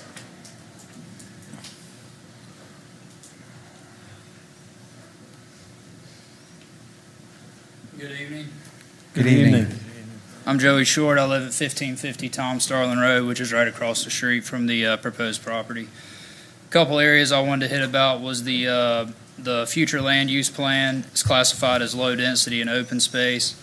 And according to that plan and the water and sewer policy, it's recommended that anything greater than 2 lots per acre should have public water and sewer. And I kind of have a hard time believing that a PwC email today can demonstrate a plan for that sewer extension 1,500 feet and that it can handle the capacity of over 200 homes. Impacts on transportation is another concern. They noted in their report that there was a traffic count of 5,100 vehicles, but they didn't note that on one end of Tom Starlin Road's 18,000 vehicle traffic each day, 27 vehicles per day on the other, 27,000 vehicles per day on the other end. So they factored in the lowest AADT segment. Another concern is the floodplain. The northern portion of the track lies in Rockfish Creek floodplain. The central portion is hydric inclusion soil, which is poor drainage. We already have a drainage water issue out there. So that's some major concerns. Another concern on their report was the schools, which they addressed from the last meeting we had. They said that capacities were fine, but functional capacity is actually where the issue is. Grace Creek High School is already deemed to have inadequate space by a report done by the school system in October 2025. So yeah, I think that I'm just asking that you deny this rezoning request, and that I think that it just serves as private profitability than the public interest. So that's it. Thank you, sir. Madam Clerk, call the next speaker. Meredith Short.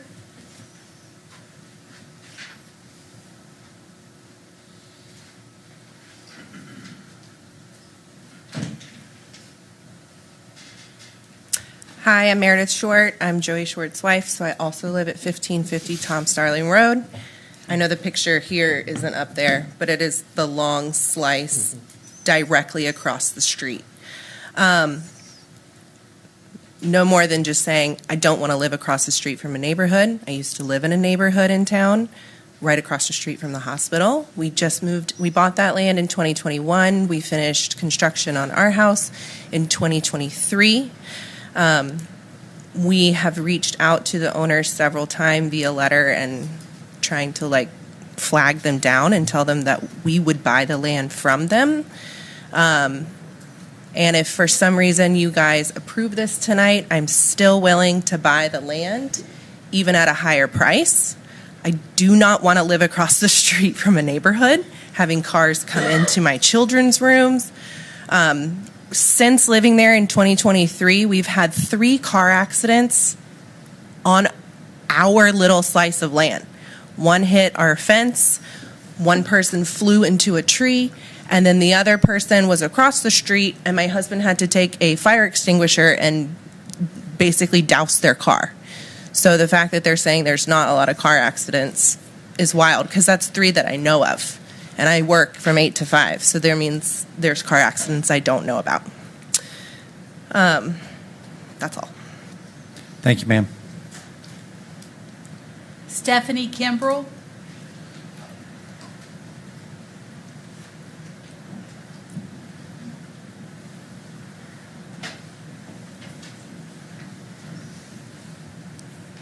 Hi, I'm Stephanie Kimbrell. I also live at 1505 Tom Starling. My husband is the first gentleman that spoke tonight. Thank you all for having us and for hearing our side. One of the things that I wanted to touch base on is that I am a nurse. I was a school nurse 3 to 5 years ago in the schools, in these specific schools that we're actually talking about: Grays Creek High, Grays Creek Middle, Alderman Road Elementary, which are all in the district at this point in time. Every one of those schools are out of capacity. I got specific numbers today, and those numbers are for Alderman Road, they're at 655. They can only hold about 650. Grays Creek Elementary has 442. They're right at capacity right now at 450. Gallberry Elementary has 878 students today. They can hold somewhere between 8 and 1,000. Grays Creek Middle has 1,068. They're only housed to hold 1,000. Grays Creek High School has 1,531 students. They're only housed to hold 1,200. We're severely overcapacitated for that. If you bring in 200 more homes, we're going to increase the number of students, not just in one of the elementary schools, but as they move up, and more families move in and move out, it adds to those numbers. My children are in a neighborhood right now, and we bought this other land so that they could be spaced out, and we can choose the influences that they have on one another based on, versus in those neighborhoods. We can make those smart decisions for our children. And that's all that I have to say. Thank you. Thank you, ma'am. Jennifer Walters.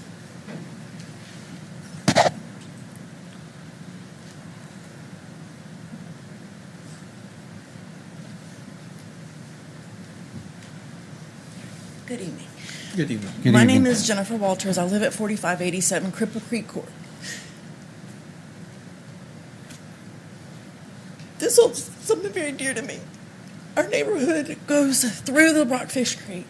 The neighborhood is flooded both sides, Matthew and Florence. This is unsafe. The bottom of my street is a cul-de-sac. It still floods. If it rains for hours on the day, it's going to flood. I bought an SUV to be able to get through that. I used to have a little car. The schools are overcrowded. My daughter graduated from Grays Creek High School. I moved out of Robeson County to get her into the Cumberland County School District. We moved to Grays Creek because it's country. We want to keep it country. We don't want all the accidents. I was almost killed at the end of 87 in Tom Starling 3 years ago. Tractor trailer, 2 children in the main subdivision there had turned in front of that oil rig. He flipped the oil rig. I don't remember exactly. I think it was like 300,000 gallons of fuel. I mean, I'm sure you all remember that wreck on 87. It closed 87 down. Those 2 children that was in that SUV, when I got to the door to open the door, I could touch the tag of that car. It was ripped completely off. When I got around to the car to be able to get into that car, I touched a 17-year-old little girl. They're lucky to be alive, and they did live because that tractor trailer did what he's supposed to do. But at the end of the day, we have many wrecks on our road. I have to really pay attention. Everyone in my neighborhood has to pay attention because we're on that curve, two-sided curve. You come around one curve, you come out of another curve. People speed up and down that road. You don't never know if they have their lights on. You can't see. So you basically play Russian roulette coming in and out of those curves, into our neighborhood and out of our neighborhood. That's all I have to say. Please, please think about this before you let another 200 houses come into our streets. Thank you, ma'am. Madam Clerk, do we have any other speakers? Kelly Gilder.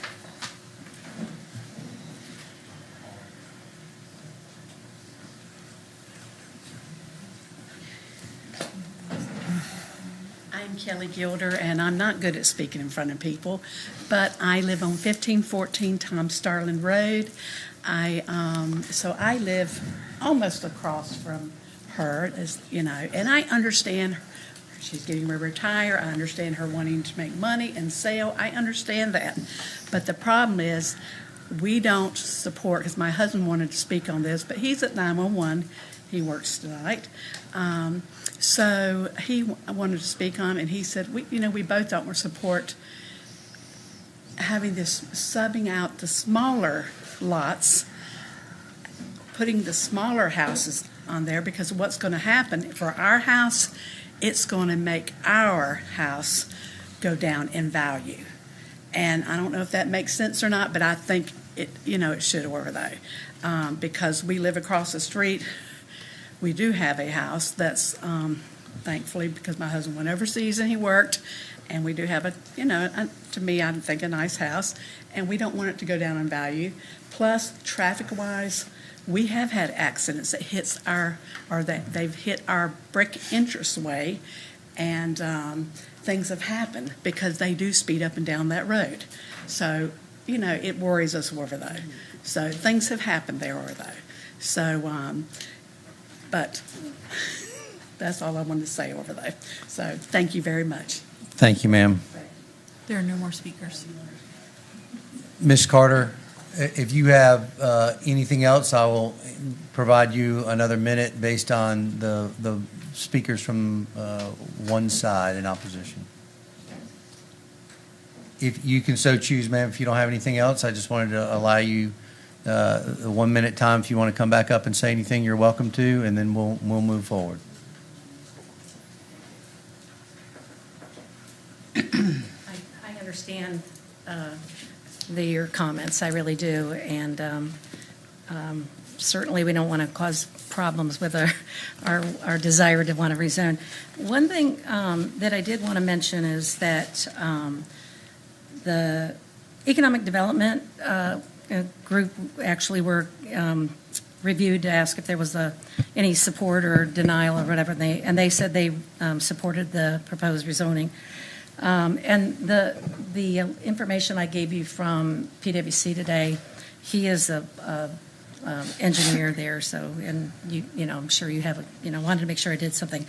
But the staff recommendation spent a lot of time looking at this, and so I feel like I just talked about the things that they were concerned about tonight. So, and then they also said that they do recommend approval, that it was in their central land use, and that it was a reasonable request. So that's all I have. Thank you, ma'am. At this time, we'll go ahead and close the public hearing. Commissioners, I'll open it up for questions for Director Howard or others. Commissioner Tyson, you're recognized. Thank you, Mr. Chairman. Mr. Chairman, after reviewing, you won't find a bigger private property ownership advocate on this board than me. And when we're looking at the need for new residential dwellings in the county, this is something we have to take very seriously. And I can see why our planning board really wrestled with this one, Mr. Chairman. Looking through their notes, in that Mr. Moon had explained that in an R7.5, that district would typically require a sewer connection. So we know that that's the typical requirement in this district. We know that we're in the middle of updating this land use plan, and that carries with it its own weight. I would like to note, Mr. Chairman, as well, in the handout provided by the applicant, the preliminary guidance was for 80 single-family homes. And so when we look at changing a zoning, even just on a preliminary basis, that would allow for a lot count that's greater than the system can handle, and based on the fact that this parcel falls within a land use plan that we're updating, I've just got a lot of problem with that, Mr. Chairman. And, for me, I just think that this is, if we were looking at something that had lower density, that would be one thing, but that's not what's before us. And I don't see where I can be supportive of proceeding with this change, Mr. Chairman. I appreciate it. Commissioner Adams, you're recognized. Thank you, Mr. Chairman. I too have concerns with this. I find it a little disconcerting. I understand everybody wants to retire, and we buy things to be able to do that. I find it a little disconcerting, though, that while you live there, you don't propose this. I'm going to leave out, and then I'm going to leave this on top of my neighbors, and I just don't think that that's right. That's the first thing. The second thing is, I would have been able to do R15 or something with a few smaller houses, but it's almost like I'm going all the way down to R7 to get as much maximum out of this as I can without regard to the surrounding areas. They've really done and talked, I think, at the zoning and come up with something a little bit less than the R7. I might have been able to report this, but to go from A1, which has 17 dwellings, to R75 that can get up to 202 dwellings based upon what the water capacity, the flood zone is. But in a R7, you can almost do up to 202 dwellings. That is a tremendous amount. I just can't see that. I just can't support that at this particular time. If you downsize it to and come back with a different R15 or so, maybe, but not at a R7.5. I just can't do a R7.5. Anything else, Commissioner Adams? No, sir. Thank you. Commissioner Patel, you're recognized. Thank you, Mr. Chairman. Kind of picking up Commissioner Adams' kind of points. Were there any discussions at the planning board or with staff about more restrictive zoning? You mean like a different district? Yeah, like R40 or... I think it was brought up. I think that one of our members had actually brought up, as they were going through the motion to vote, that similar to what Mr. Adams had said was R15, R20, something like that, like a larger type of zoning district would be acceptable for that particular member, but it wasn't open up for board discussion as a whole. Thank you. Mm-hmm. Thank you. Commissioners, any other questions or comments? Hearing none, I'll entertain a motion. Commissioner Patel, you're recognized. Thank you, Mr. Chairman. In case ZON-25-0049, I move to deny the rezoning request from A1 Agricultural District to R715 Residential District. The board finds that the request is not consistent with the South Central Land Use Plan. The request is not reasonable or in the public interest, as public sewer is not immediately available to accommodate the requested residential density. Concerns about the impact of the floodplain in the northern area of the property on the proposed development, and a more specific development plan not being provided to evaluate those concerns and overall compatibility. Second. We've got a motion to deny the zoning request from A1 to R7.5 residential district. It's been properly seconded. Any discussion or question on the motion? Commissioner Adams, you're recognized. And I do, because sometimes I try to split this baby or whatever. If we deny this, it takes a year for it to come back. Oh, no? No, they changed that with the General Assembly. Yeah, we changed that so you can she can come back. Absolutely. All right. And so I just want her to be able to know and actually talk to her neighbors to be able to come to some kind, I don't know if they still want to buy it, but because some kind of issue on that. Thank you, Mr. Chairman. Thank you. Vice Chairman Jones, you're recognized. Thank you, Mr. Chairman. And Mr. Howard, since you stated that that's now been changed by the General Assembly, for those in the audience as well as our listening audience, what is the time frame limit now that it's not a year so we can keep our public informed? Yes, ma'am. So there is no time limit. Okay, okay. Thank you so much. Yes, ma'am. Are there any other questions or comments on the motion? Hearing none, I will ask commissioners for your vote. Madam Clerk, if you'll open the voting portal. Commissioners, you have 30 seconds to cast your vote to deny the rezoning request from A1 to R 7.5.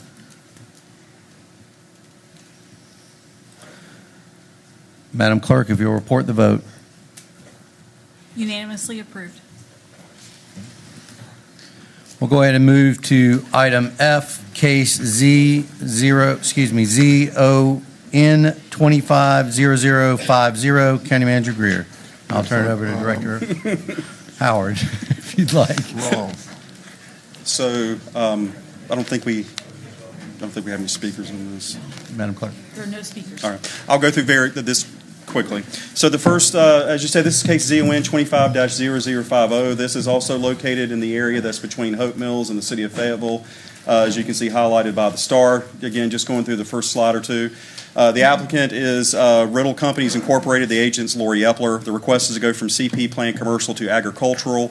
There was no intent that was disclosed with this, but the acreage is about 25.78 acres of this larger parcel. So it does include this little R10, but they're only requesting to zone the CP portion of this, as you can see, that's highlighted in the red. So when we took this to the December Planning Board meeting, the staff supports it. It is compliant with the plan, we felt, and also the Planning Board supported the request unanimously in December. So I'll take any questions or go through the slides if you wish. Questions before we move to the public hearing?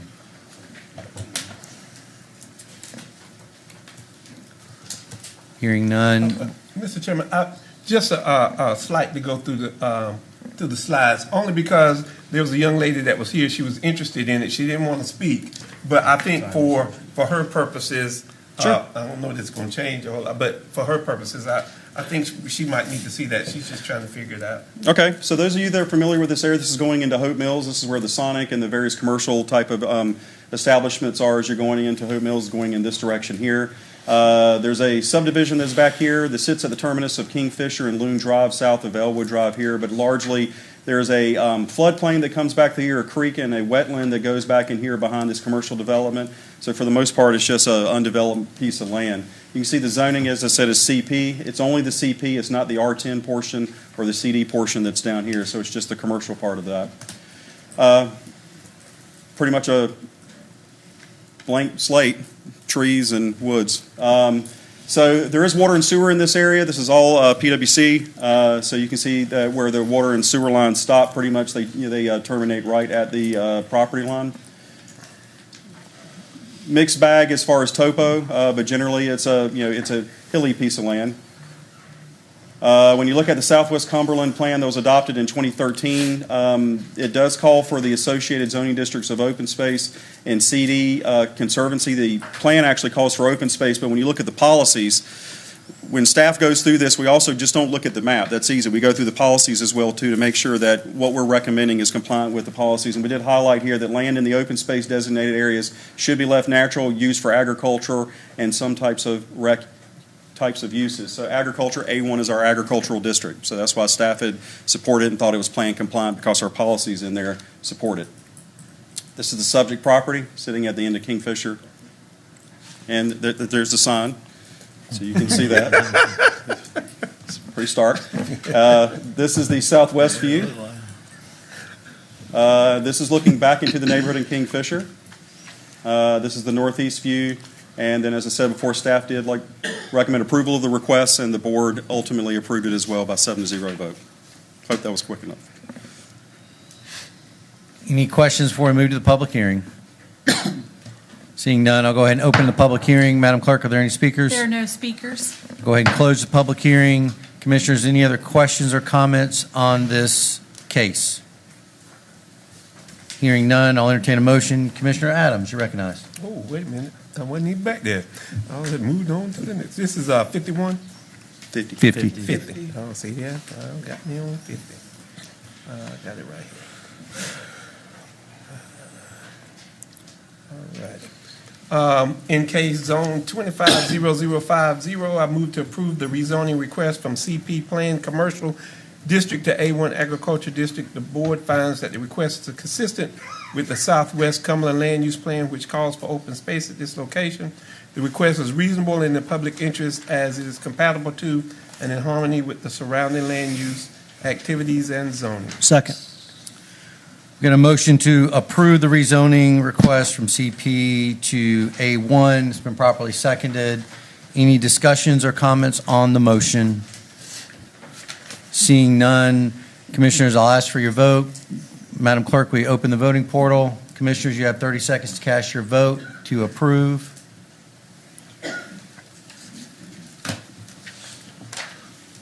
Madam Clerk, if you'll report the results. Unanimously approved. We'll go ahead and move to item G, case ZON 250051. County Manager Greer. Turn it over to Rawls Howard. Thank you very much. Ms. Clerk, I don't think there's any speakers on this. Okay, so we'll go through pretty quickly on this as well. Case ZON 250051, again in the Cedar Creek, Grays Creek area of the county, as you can see, just off Highway 87, highlighted by the red star. The applicant owner is Sherwood Presbyterian Church. The agent is Al-Hubishi Adurman. I'm sorry if I butchered that. I've tried my best.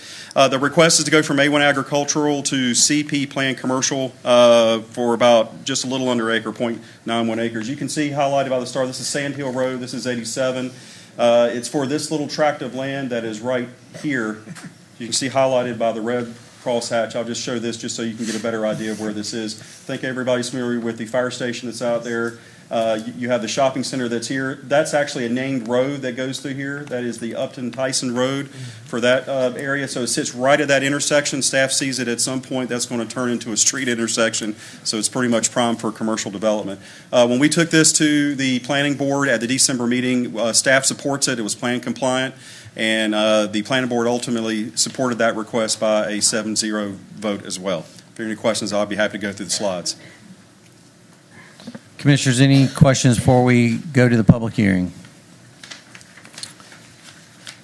Hearing none, we'll go ahead and open the public hearing. Madam Clerk, are there any speakers? There are no speakers. We'll go ahead and close the public hearing. Commissioners, questions or comments on this case?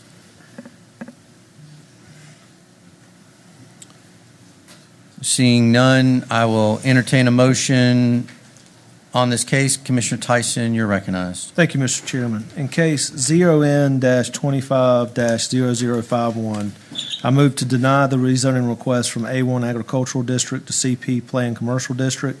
The board finds that the request is not consistent with the South Central Land Use Plan. The request is not reasonable or in the public interest because of impact on local infrastructure. Second. We've got a motion to deny the rezoning request from A1 to CP Planned Commercial District. It's been properly seconded. Are there any discussion or comments on the motion? Hearing none, I'll ask for your vote. Madam Clerk, if you open the voting portal. Commissioners, I'll ask for your vote. The motion is to deny. You've got 30 seconds to cast your vote.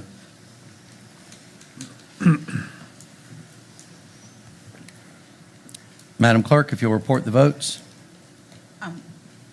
Yours didn't record yet. Great. Voting in favor, Chairman Deviere, Commissioner Patel, Commissioner Faircloth, Vice Chairman Jones, and Commissioner Tyson. Voting in opposition, Commissioner Adams. Motion passes. We'll go ahead and move to item H, case ZON 250053. County Manager Greer. Yes, I'll turn this one over to Rawls Howard also. Thank you very much. We believe we have somebody speaking for this. So I'll just go through it if that's okay. As stated, this is case ZON 250053. You can see by the highlighted star, this sits just south of Eastover. In the east central portion of the county is highlighted by the star, as I said before. This is the Huckleberry Road. It's kind of hard to see on this map, but this is the parcel in question, as you can see here. This is Santa Rosa Road that comes out this way. There's a named road called Shadow Moss that comes right here that serves on the western side of the parcel that goes and serves these lots also back in here as well too. But it's the red crosshatch you can see on that map. This probably is a little bit better. You can see that it's surrounded for the most part by single-family homes. There is a trucking company that sits just just off of this site, but it's largely surrounded by open area, woods, and some single-family homes. The zoning out here in this area, as you can see, is A1, but there is a sort of hodgepodge of RR, which is our rural residential zoning designation of 20,000 square foot minimum lot size, and then R40. You can see there's also R40A that is also served by Shadow Moss Drive just off of this property. A little bit zoomed in. You can see it's largely just undeveloped, wooded area. There is a water line out here. It's served by Eastover. So you can see like a water line that's out here. There is some sewer in the area, but not immediately that's fronting on this particular street. But it does have a water utility that is there. The property is largely flat. You can see these are 4-foot contours. You can see that the difference between the contours is about 4 feet spread across the entire parcel. So it's largely flat. When staff looked at this against the plans, it is falling to the Eastover area land use plan, which was adopted in 2018. They call for rural density residential, and the associated zoning districts that you can see for this particular designation are R20, RR, R30, R40. So generally anything that's R20 and less dense is acceptable for the area. So staff, given the goals and objectives, thought it was consistent with the adopted land use plan for that area. This is the subject property. Standing out on Santa Rosa, you can see the sign that's right there for the public notification requirement. This is the west view looking down Santa Rosa Road, the site immediately on the left-hand side. This is looking across the street. And this is the east view with the site immediately on the right-hand side. Staff does recommend approval of the request. When we took this in December, the planning board supported it by a 7-0 vote. So if you have any questions, I'll try to answer what I can. Commissioners, any questions before we move to the public hearing? Seeing none, we'll go ahead and open the public hearing. Madam Clerk, are there any speakers? We have 2 speakers. Tim Evans.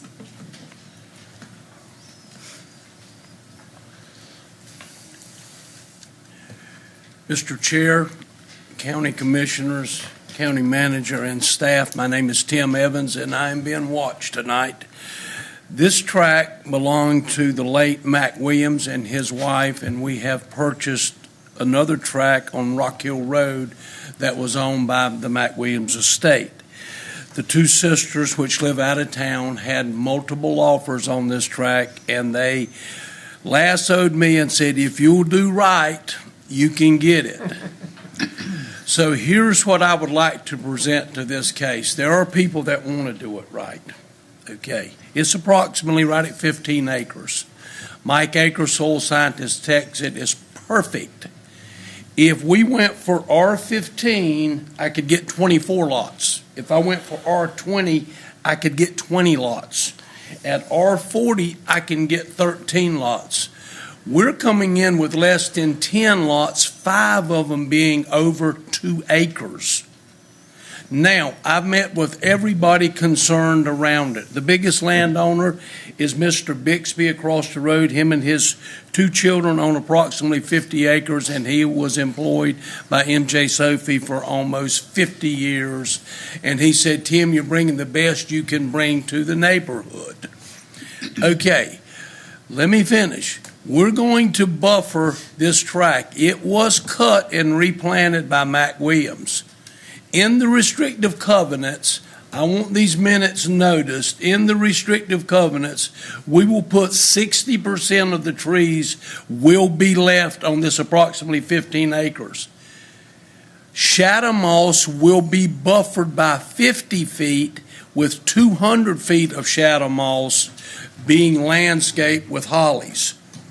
We only have 1 resident in shadow moss that butts up to this piece. I have met with him. I've offered him the lot behind his house if he wants to buy it. I've met with the Carters on Huckleberry, no problems. We do have 1 opposition, and I'm going to say this, and I'm going to be very nice, and I'm going to sit down. She lives on shadow moss, and it's R40A, and we're asking for R40, and her father developed it where she lives. So I'm like, gosh, guys, you know, sometimes we do our best, we still feel like we fail.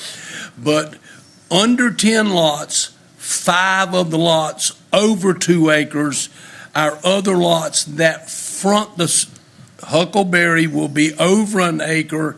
I have met with Troy Baker DOT, no problems with our front lots with curb cut. Mike Aker, as most folks in there know, Southeastern Soils, 40 years, masters from NC State. The soils are perfect, and we are bringing water into it. I understand people's concerns. Sometimes I feel like, wow, you can't win for some of them, but I can assure this board as well as my opposition, it'll be first class, and our price point will be high fours into the fives. Thank you, sir. Thank you. And no box Thank houses. you, sir. Chastity Rice.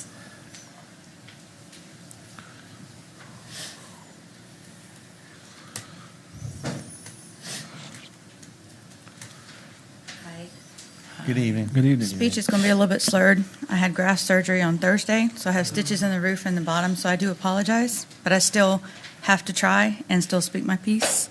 Not that he's doing anything wrong.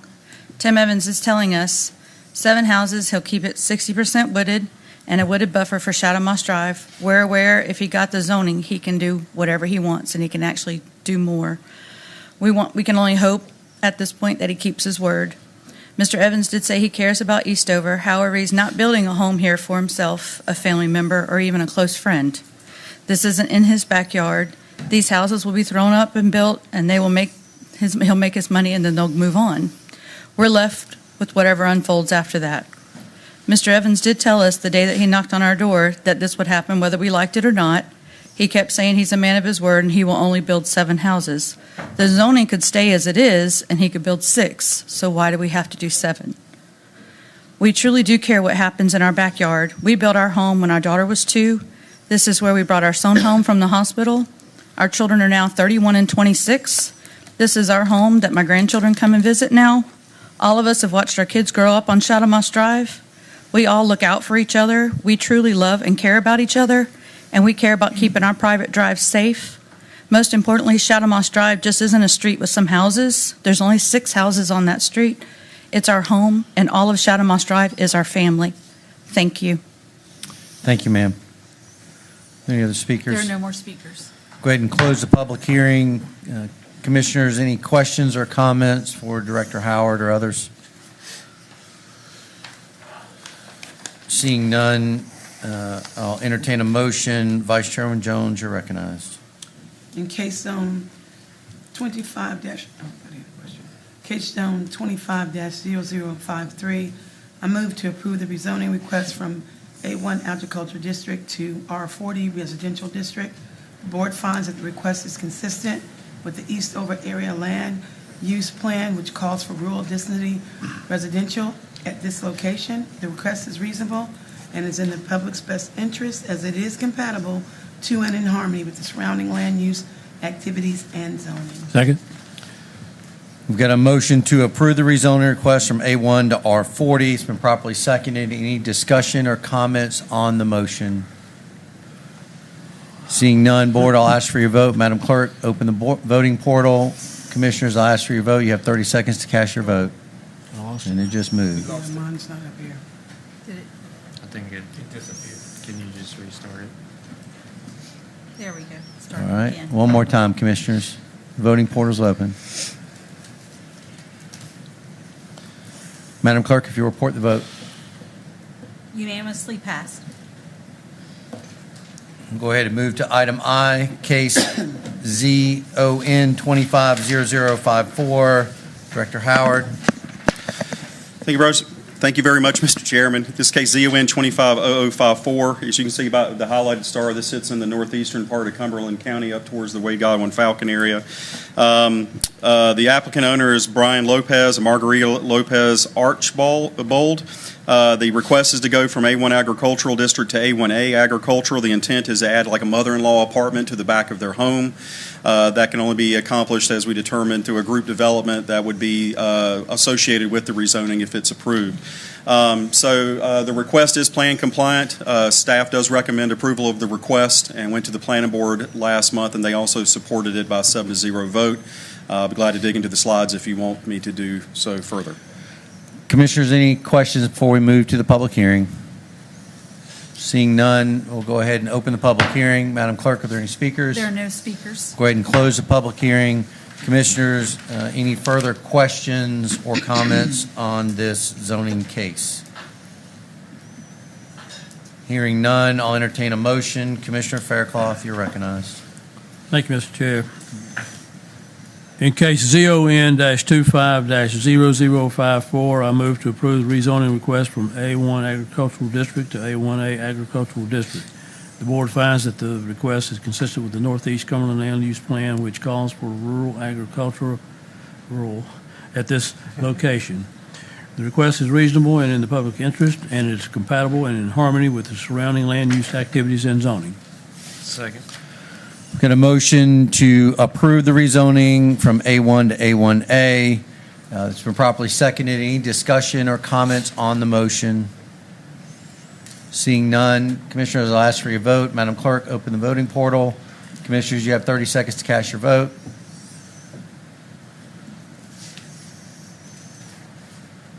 Madam Clerk, if you'll report the vote. Unanimously approved.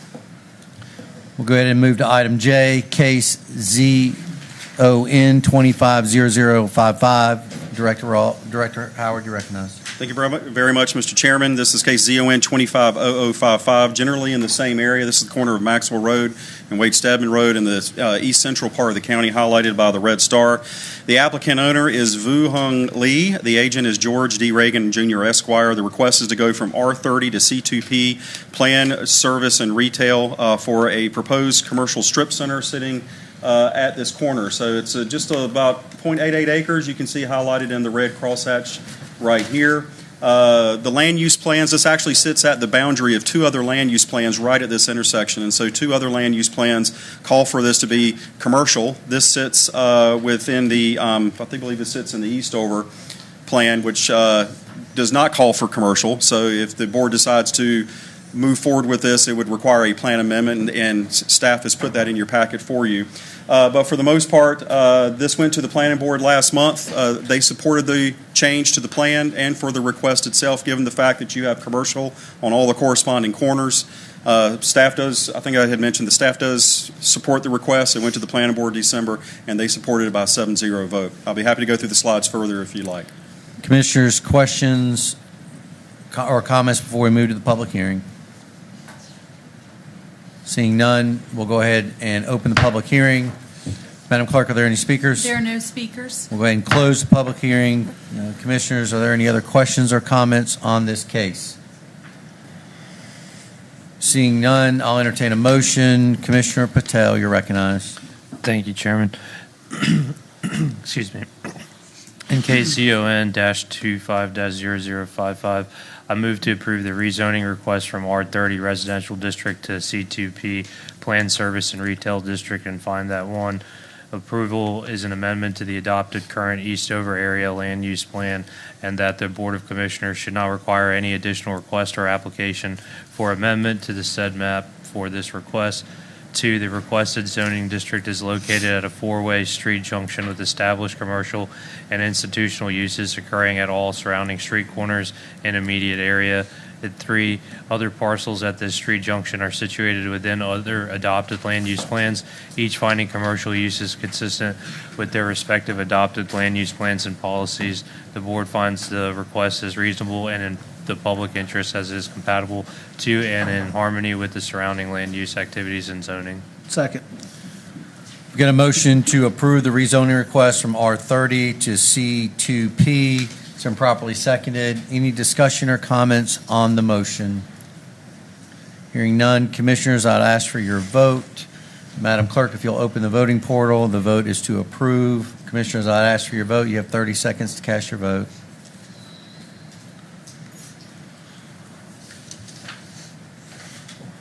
Madam Clerk, if you'll report the results. Unanimously the vote. approved. Go ahead and move to item K, case ZON 250057. Director Howard, you're recognized. Thank you very much. Case ZON 25-0057. You can see by the highlighted star, this sits pretty much geographically centered, almost in the center of the county. just off Clinton Road and Highway 87 and 95. The applicant owner is Bevel Groves. The request is to go from RR rural residential to C2P plan service and retail. The intent is for a commercial business for just about a little over 1.3 acres. You can see this is Clinton Road, Old Clinton Road, but you can see the elongated piece that's right here that's highlighted. It does sit right at sort of this position between the city of Fayetteville. There's a satellite annexation. This is the city of Fayetteville here. This is city of Fayetteville here. So it's just sort of this mix of city and county that's out there. But for the most part, he's wanting to go to a designation that the land use plan supports.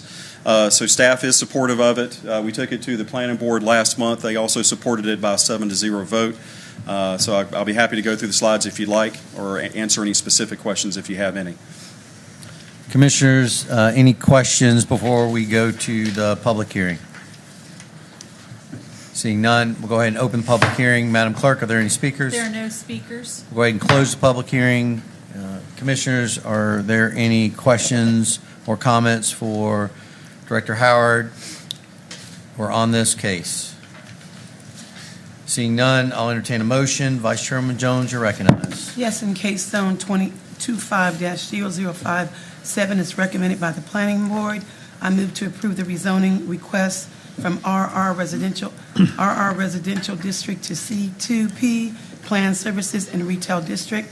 The board finds that this request is consistent with the Vander Area Land Use Plan, which calls for light commercial at this location. The request is reasonable and is in the public's best interest, and it is compatible to and in harmony with their surrounding land use activities and zoning. Second. We got a motion to approve the request from RR to C2P. It's been properly seconded. Are there any discussion or comments on the motion? Seeing none, Commissioners, I'd ask for your vote. Madam Clerk, if you'll open the voting portal, the vote is to approve. I'll ask for your vote. You have 30 seconds to cast your vote.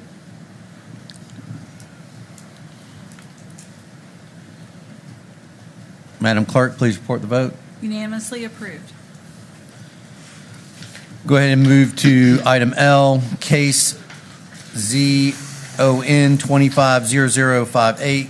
Director Howard. Thank you very much. And the last case for the evening is, as you had mentioned, is ZON 250058. This is in the furthest southeastern part off Turnbull Road that you can see highlighted in the county here, down by the red star. The applicant owner is Key Legacy Group, LLC. The agent is Laverne Robinson. The request, as stated, was to go from A1 agriculture to A1A. The intent was to basically take a 2.23 acre home lot and split it in half so there can be another home placed on the lot. So the request is plan compliant as deemed by staff. When we took this to the planning board at their meeting last month, they supported it by a 7-0 vote. And so, again, I'll be glad to answer questions or go through slides if you care to. Commissioners, questions on this case before we go to the public hearing? Seeing none, I'll go ahead and open the public hearing. Madam Clerk, are there any speakers? There are no speakers. I'll go ahead and close the public hearing. Commissioners, are there any other comments or questions on this case? Seeing none, I'll entertain a motion. Commissioner Faircloth, you're recognized. Thank you, Mr. Chair. In case ZON-25-0058, I move to approve the rezoning request from A1 Agricultural District to A1A Agricultural District. The board finds that the request is consistent with the Southeast Cumberland Land Use Plan, which calls for farmland at this location. The request is reasonable and in the public interest, and it is compatible to and in harmony with the surrounding land use activities and zoning. Second. We've got a motion to approve the rezoning request from A1 to A1A. It's been properly seconded. Is there any discussion or comments on the motion? Hearing none, Commissioners, I'll ask for your vote. Madam Clerk, if you'll open the voting portal. Commissioners, the vote is to approve. You've got 30 seconds to cast your vote. Madam Clerk, if you'll report the vote. Unanimously approved.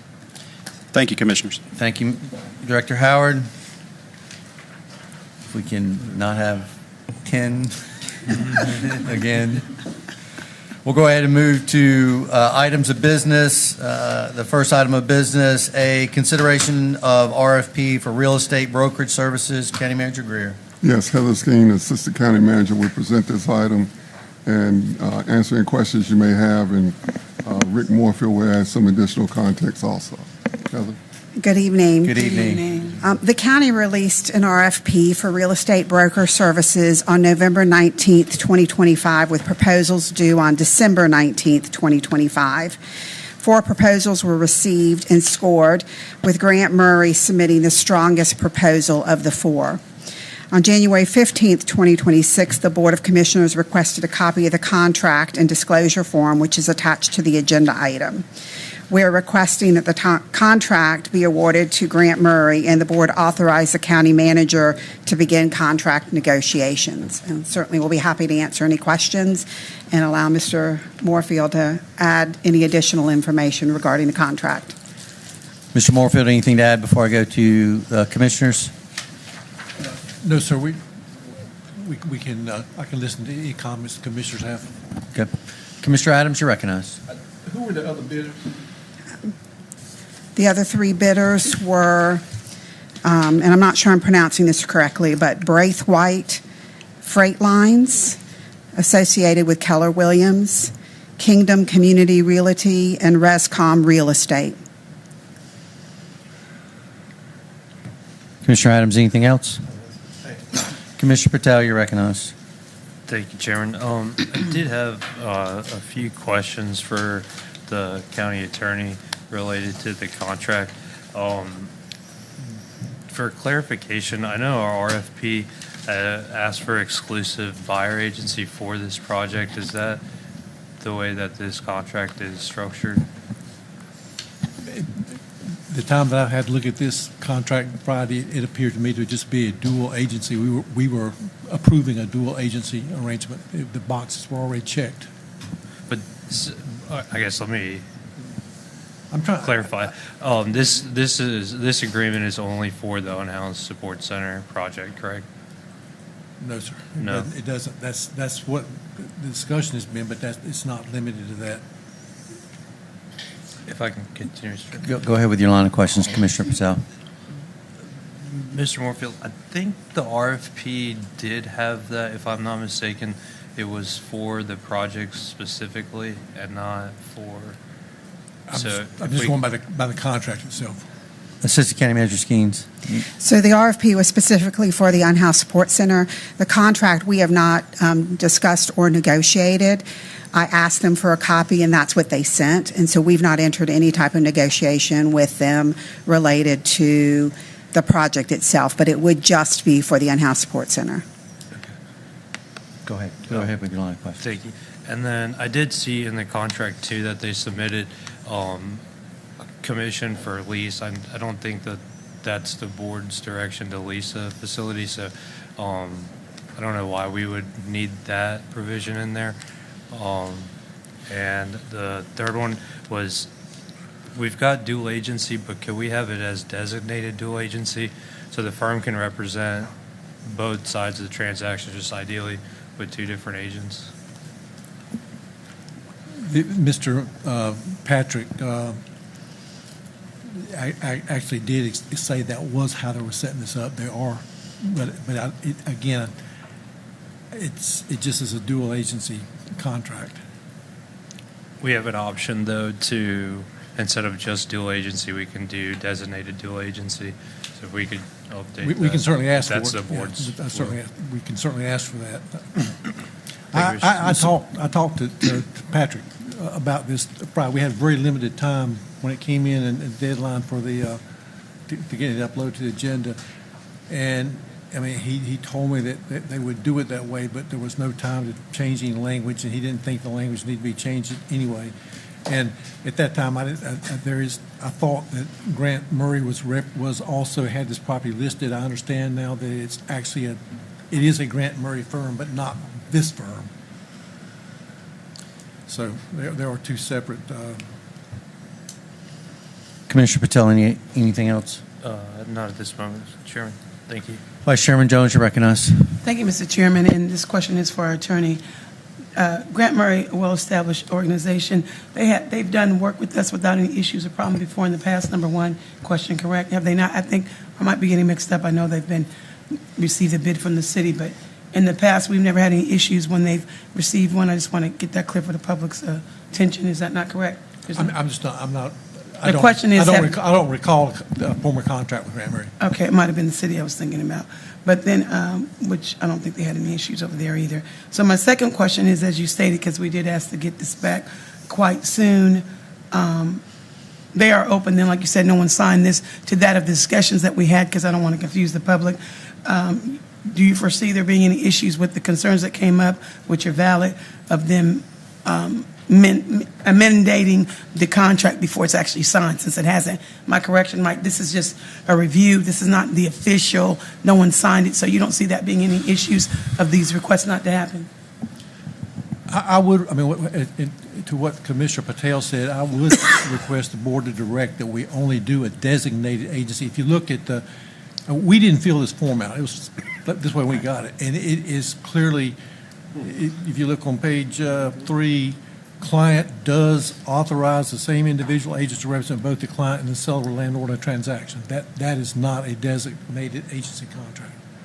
But we will, if the board directs that we do it that way, I think they probably will do it, because Patrick told me that that's what they would do. Vice Chairman Jones, any other questions? Thank you. I just don't want to confuse. Sometimes this language might confuse the public. So pretty much the answer is yes. As I stated again, great information as Commissioner Patel brought forth, but you don't see, again, as I stated, them not cooperating with the requested ask. The answer, I guess, is like you stated. You don't foresee them saying no, that if the board gives that direction, you don't foresee it being an issue or problem? If the board gives that direction, I don't think it would pose a problem. Okay, that's what I'd like to keep it clear for the public. Thank you, thank you very much. That's all. Commissioners, any other questions or comments?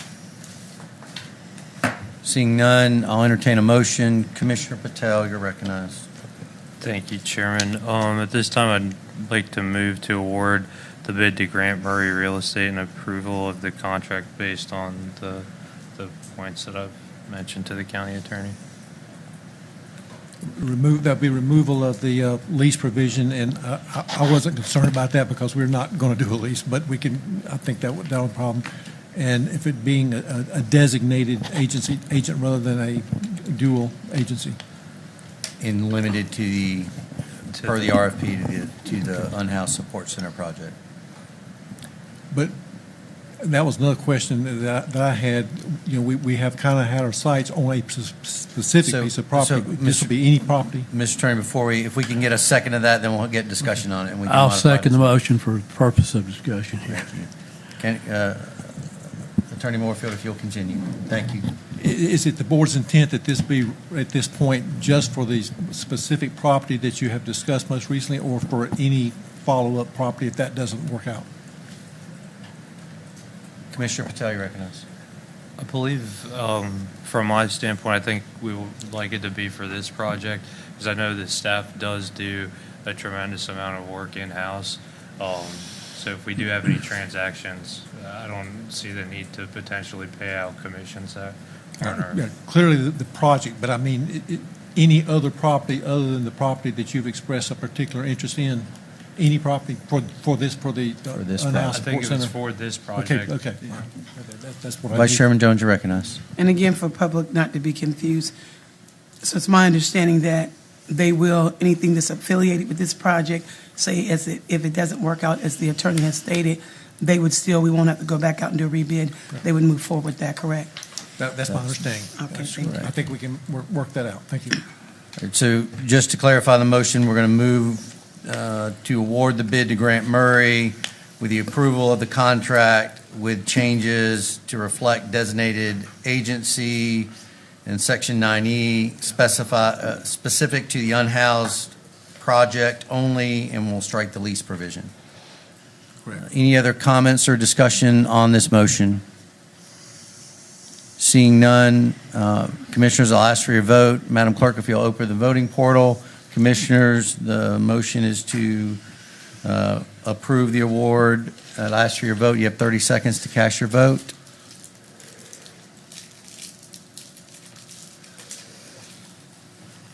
Madam Clerk, if you report the vote. Voting in favor, Chairman Deviere, Commissioner Patel, Commissioner Faircloth, Vice Chairman Jones, and Commissioner Tyson. Voting in opposition, Commissioner Adams. Motion passes. Question, Mr. Chair. Okay, never Commissioner- mind. She just answered it. Okay. Yep. My question was why we didn't see it up there. We'll move to the next item of business, consideration of architect for the Crown Theater and Arena modernization and renovation. Yes, Commissioners, good evening. On October 13th, we advertised a request for qualifications for professional services for the design and construction, modernization, renovation project of the Crown Theater and Arena. We received 13 responses. Staff decided to interview 3 firms, and those interviews were held on January 6, 2026. The firms that we interviewed was SFLA, Davis Kane, and HKS. As a result of those interviews and discussions with the 5-person selection committee, it's recommended that we contract with SFLA as the selected preferred choice for the architect for the Crown Theater and Arena modernization. And the staff recommends that the board accept the selection of SFLA as preferred choice for providing professional design services for the modernization, renovation of the Crown Theater and Arena. A couple of things about SFLA. They are doing the actual Cape Fear Regional Theater modernization and also the Broward City for refined arts. They're also one of the major projects they've done in the past. Provide some additional information regarding the process by which staff went. And again, that was the staff's recommendation. They by far, from the staff perspective, had an understanding of the project and the needs and the scope moving forward. And I'll take any questions you may have. Commissioners, questions on this item? Commissioners, any questions on this item? Seeing none, I'll entertain a motion. Commissioner Tyson, you're recognized. Thank you, Mr. Chairman. I make a motion to move to accept the selection of SFLNA as a preferred choice to provide professional design services for the modernization, renovation of the Crown Theater and Arena, and grant permission to enter into contract negotiations for a refined scope and final price to be presented to commissioners for approval. Second.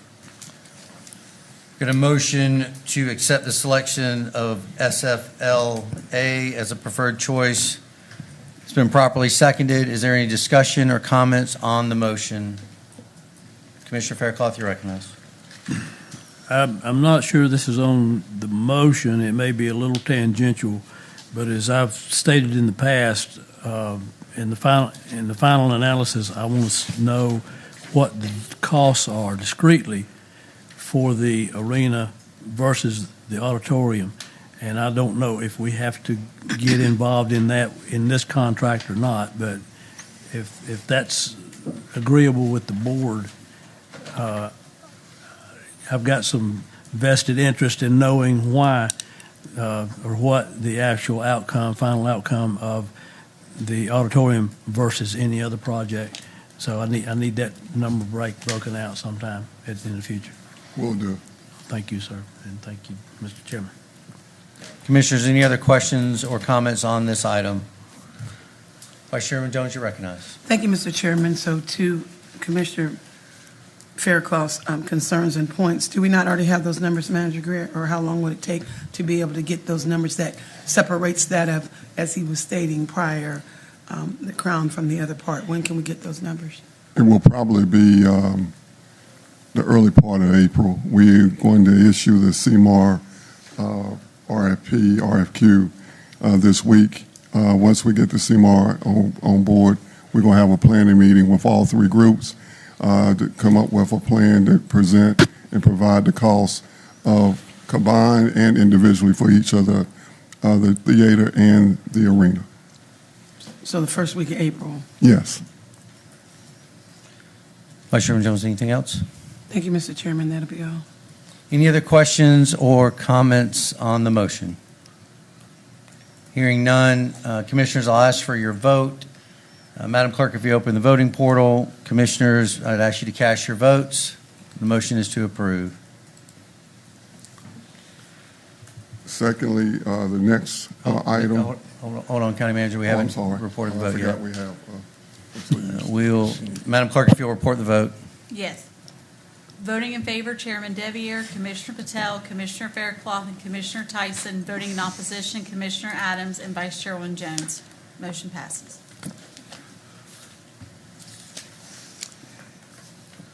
We'll move to item C, consideration of owner's representation, consideration of owner representation for the Crown Theater and Arena modernization. Yes, on October 13th, we also advertised the request for proposal for owner's representative services for the Crown Theater and Arena modernization renovation project. On January the 14th, we received 18 responses. On January 14th, we evaluated 3 firms again. Those firms were Turner, Townsend, Heery, LLC, the Cummins Group, and MVP. The 5-member selection committee chose Turner, Townsend, Heery as a selected preferred choice to serve as owner representative for the Crown Theater and modernization, and the recommended action will be the same as the previous action for the architect, that the selection of Turner, Townsend, and Heery be the preferred choice for the owner's representative for the modernization and renovation of the Crown Theater and Arena. A couple of projects that they actually worked on, and surprisingly, I've been through them.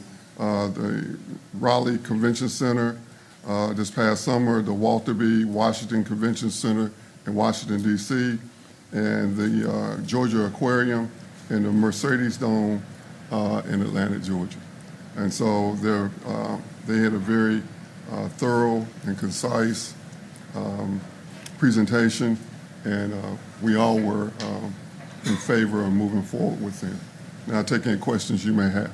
And additionally, I provide information on that, too. Commissioners, question on this item?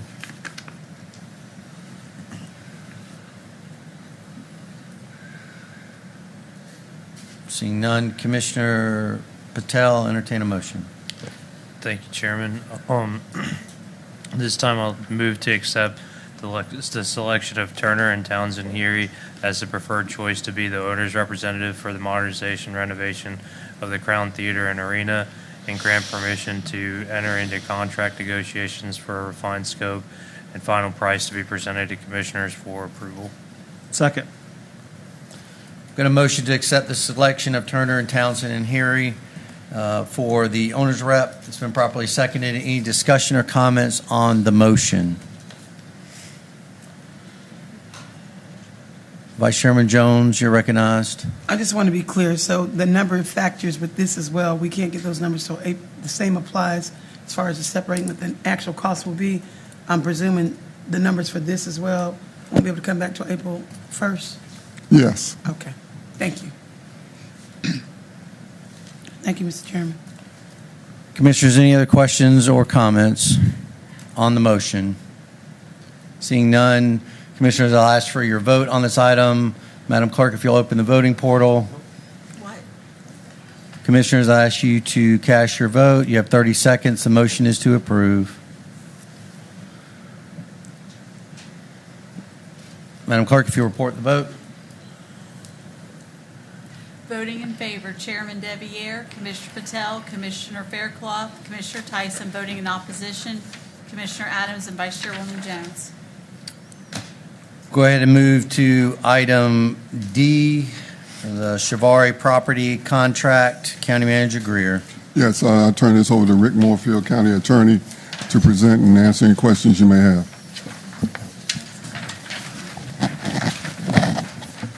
This is just a 3-page agreement, says property access and option to purchase agreement that I tried to hand out at the beginning of the meeting if everyone has it.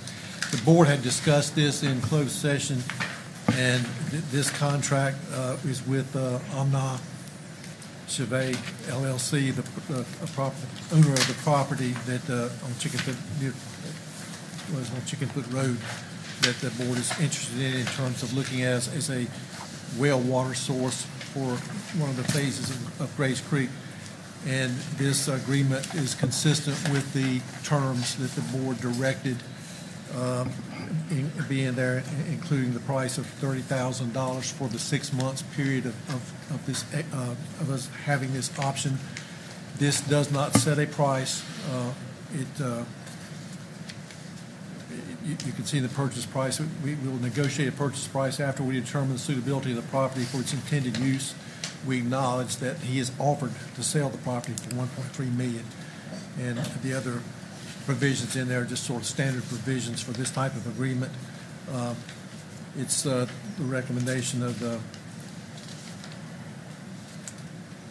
General Manager for Environmental Resources and myself and management also. I think that that the board approve this and just formalize it so we can get it signed. It's already been signed by the owner. I don't like to put documents in with signatures in it, so this is just a blank copy, but this would be signed by the county manager. Commissioners, questions on this item? Commissioner Tyson, or excuse me, County Manager Greer, anything else to add to this? Nothing else to add, Chairman. Commissioners, just want to make sure everybody is refreshed on the purpose of this. If not, we can have the county manager or one of the assistant county managers refresh. If not, Commissioner Tyson, you recognize. Thank you, Mr. Chairman. One quick question. I take it the company that's going to help us do this investigation has looked at the term that we're signing on for and believes that they can accomplish that within that time frame from the time this is executed, correct? This involves actually drilling another well, and they are ready to roll. Yes, sir. And if for some reason it went over the 6 months, we wouldn't have an option for a renewal or an extension in this current agreement? No. And based on all the information that I have on this, I'm comfortable with the 6 months period. Yes, sir. Okay. Thank you, Mr. Chairman. And the only reason this it's just come back at this point, because I think the board considered this in November, is that Mr. Shaw actually just signed just last week, I think. Thank you, Mr. Chairman. Just as a point of clarification, Attorney Moorfield, we have to approve this as a county. This contract is Grays Creek Water and Sewer District, so that we need to put it into the, when we convene the Grays Creek Water and Sewer District, we need to approve it there as well, correct? Yes, please. Just want to make that point of clarification. Vice Chairman Jones, you're recognized. Thank you, Mr. Chairman. And this question is for our manager. Actually, it's just a request for those that are just watching and may not be familiar with the Tri-County Subdivision Water Project and what we're discussing here. Can you just briefly give them a background on what we're discussing so that they'll know when we do or do not, so they can keep up for just education for the public's sake, please? Yes, thank you, Vice Chairman Jones. We're exploring water options on this property, and that's the reason why we're pursuing this, to provide water, clean, safe, regulated water in the southern portion of the county. Thank you. Commissioner Adams, you're recognized. Mr. Chairman, I had the same issue that Commissioner Tyson had. Why wouldn't we put in, because you're finna do some geo-boring, geotechnical boring and everything. You don't know what we may hit going down. I know they believe it's just gonna happen, but there have to be some contingencies. Do we not have, are we not putting any contingencies? You run into those unexpected delays? We can do it, but this they've already drilled on this property. This is the next step of our due diligence. Okay, you didn't say that. Assistant County Manager Greer, you or any of your staff want to add anything? No, I don't think that. I think what he said is enough. Commissioner Adams, follow up? Oh, no, I'm sorry. I was just making sure you didn't have no, I was follow-up. just, if you had told us they'd already been out there. Just make sure staff didn't have any. Thank you. You should stop it. Right to the manager. Yeah. Any other questions or comments? That's why I asked you a couple times, County Manager. From the staff. I'm trying to save my voice. I understand. Temple didn't win the other day. I heard that. Yes, ma'am. The 6 months will give us enough time to be able to do it, even though it does say the geotechnical, that will give us enough time to do the wells. We do have the well driller under contract, ready to go, and it will only take us 6 weeks to get the results back from the lab. We done 6 months to give us enough time in there, so we do have enough time built into the contract. Any other questions, commissioners? Thank you. Seeing none, I'll entertain a motion. Commissioner Tyson, you're recognized. Thank you, Mr. Chairman. I make a motion that we approve the proposed property access and option to purchase agreement dated December 29th, 2025, by and between Grace Creek Water and Sewer District and Mr. Chevet LLC, and that we direct the county manager to sign the agreement. Second.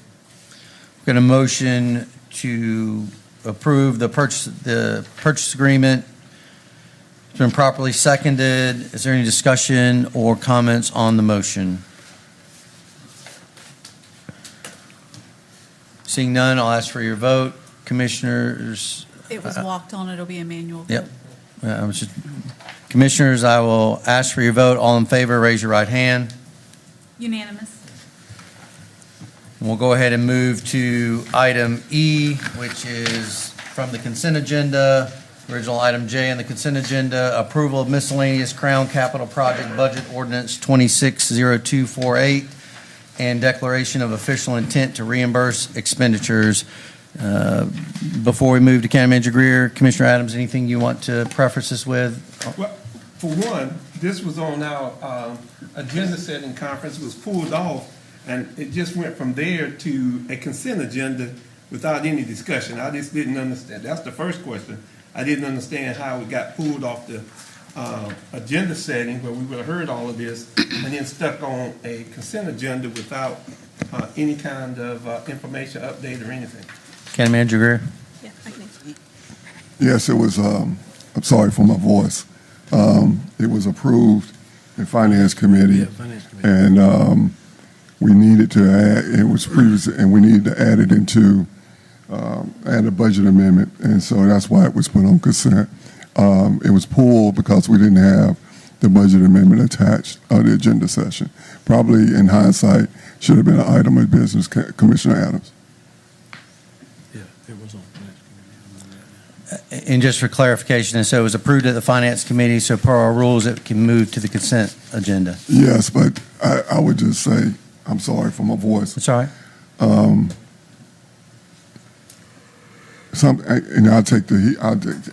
Something of this magnitude, I probably should have said, let's move it to item of business. And that was we presented it in Finance Committee, but I missed over doing the budget ordinance amendment. So that's why I asked County Manager Greer to pull it off of the agenda session and bring that other piece of it today, because that was my oversight to not do the budget amendment when we present it to the Finance Committee. So my apologies. No issues. That's why commissioners have the ability to pull things from the consent agenda so that we can get clarification. I'll go to Commissioner Jones and then back to Vice Chairman Jones and then back to Commissioner Adams. Thank you, Mr. Chairman, and I'm just going to be very transparent for the public and everyone. That is the concern. I know that sometimes things get overlooked, but that is the concern when we decided to do away with the ARP committee and we decided to do away with the unhoused committee, that I felt like issues, situations like that, because then we haven't got to review it, but you have 3 commissioners that do for the Finance Committee, which is why I feel like we got a full staff here. I want it transparent. I'm keep it real. I don't see if we're going to get rid of the other committees, which I will be putting back on the agenda again. This is exactly why, to avoid situations like this, we don't need a Finance Committee as far as I'm concerned. I will address that at the most appropriate time. But for issues like this, then we don't get to see things and then it's placed here, but other commissioners do. So I just want to get that known. Thank you, Mr. Chairman. Commissioner Adams, you recognize. Yes, and I have a problem with this item in that this is to take these funds from food and beverage and move them over on this budget amendment and then borrow against with the LGC. The food and beverage is used to be able to do this. This is a crown air wall. We just did this in consent item G with the Expo Center. We did the air wall there, and it was $824,000, $780. We paid that. That's what the food and beverage money is for, is to be able to pay this. Moving it over here to say we're going to do 5.5 million of this and then some other miscellaneous, and then what we're going to do is give an intent that we're going to borrow that back from the LGC. Yes, sir. Doesn't make sense. I don't understand why I'm entering into debt when I can pay it. That's what the food and beverage fund balance is for, and that's what we should be able to do. I understand down the road if you don't have debt on this particular thing, but if you're going to do G, I don't understand J. County Manager Greer. Some of these repairs, Commissioner Adams, are immediate need, and we don't have the funding right now in the Crown event to pay for the dollar amount to pay cash fund these items, and so that's why we had a reimbursement provision. The reimbursement provision would go right back to the Crown and would not go to the general fund. Commissioner Adams, you're recognized for a follow-up. I don't understand that because you're moving 5.5 million from the food and beverage over there, so you've got the money. What you want to do is then go back and borrow against that with the intent to go back and put debt on this particular building, which then just you add debt that these taxpayers have to pay for when you've got the funds to be able to do that. If you're going to move it from this fund balance of $5.5 million over here to pay that, then you've got the money. So the money's there. The intent, though, is to come back to go to the LGC. If I was on the LGC, I'm like, why are you doing this? You're trying to encumber debt to be able to do that. Doesn't make sense. Commissioner Adams, any questions? I'm just opposed to this. I think that what we're trying to do is just encumber these citizens on this. Thank you, Mr. Chairman. Vice Chairman Jones, you're recognized. I do have a concern, as Mr. Commissioner Adams has stated, because I certainly don't want any extra burdens on the taxpayers. Didn't really get a chance, like I said, to review it before. I'm not on the Finance Committee, but I will address that at another issue. But those are my concerns. I don't want anything to be back on our taxpayers as it is. Thank you, Mr. Chairman.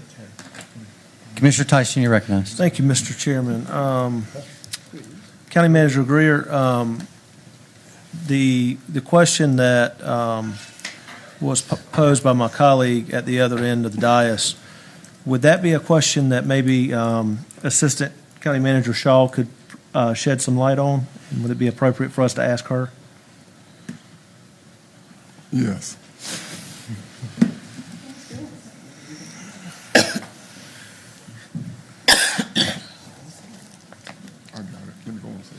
I got it.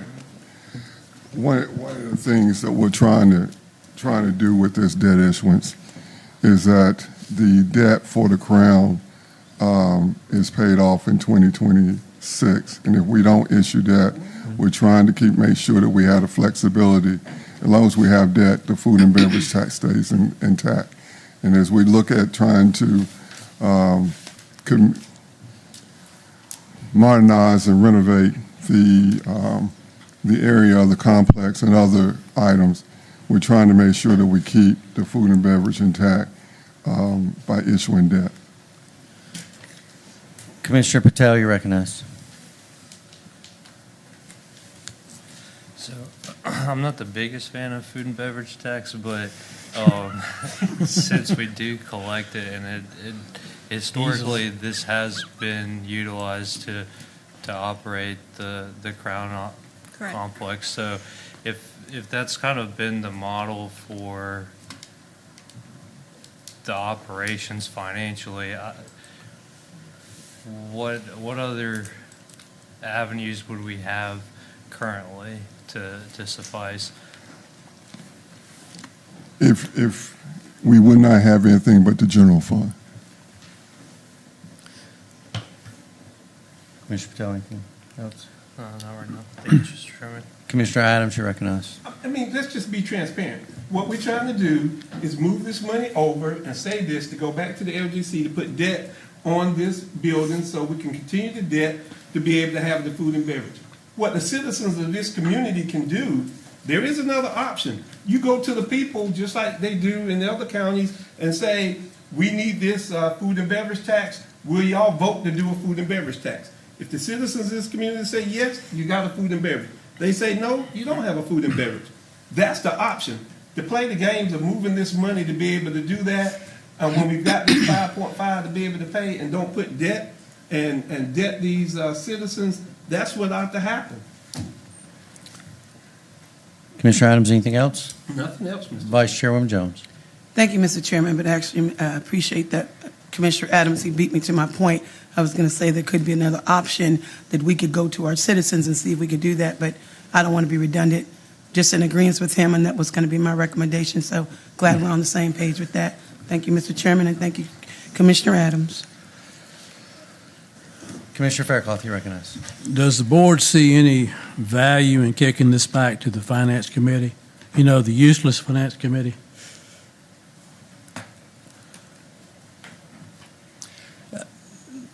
Commissioner Faircloth, if I can, I'm going to redirect the question to the county manager from a timing standpoint. Understanding that we have to obligate debt, is there a time frame by which we need to do that? Right now, we're on the LGC schedule for April. It could go back to the Finance Committee. It will not delay. If it does, we have to be on the March calendar for the LGC. Okay. The May calendar for the LGC, I'm sorry, if we go proceed forward, but it can go back to Finance Committee. We can Is there go. additional information? Yes, sir. We can go until May, according to DEC, our debt advisors.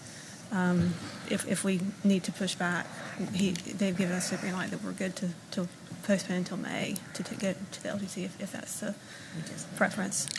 Can't hear you. We can barely hear you. Oh, I'm sorry.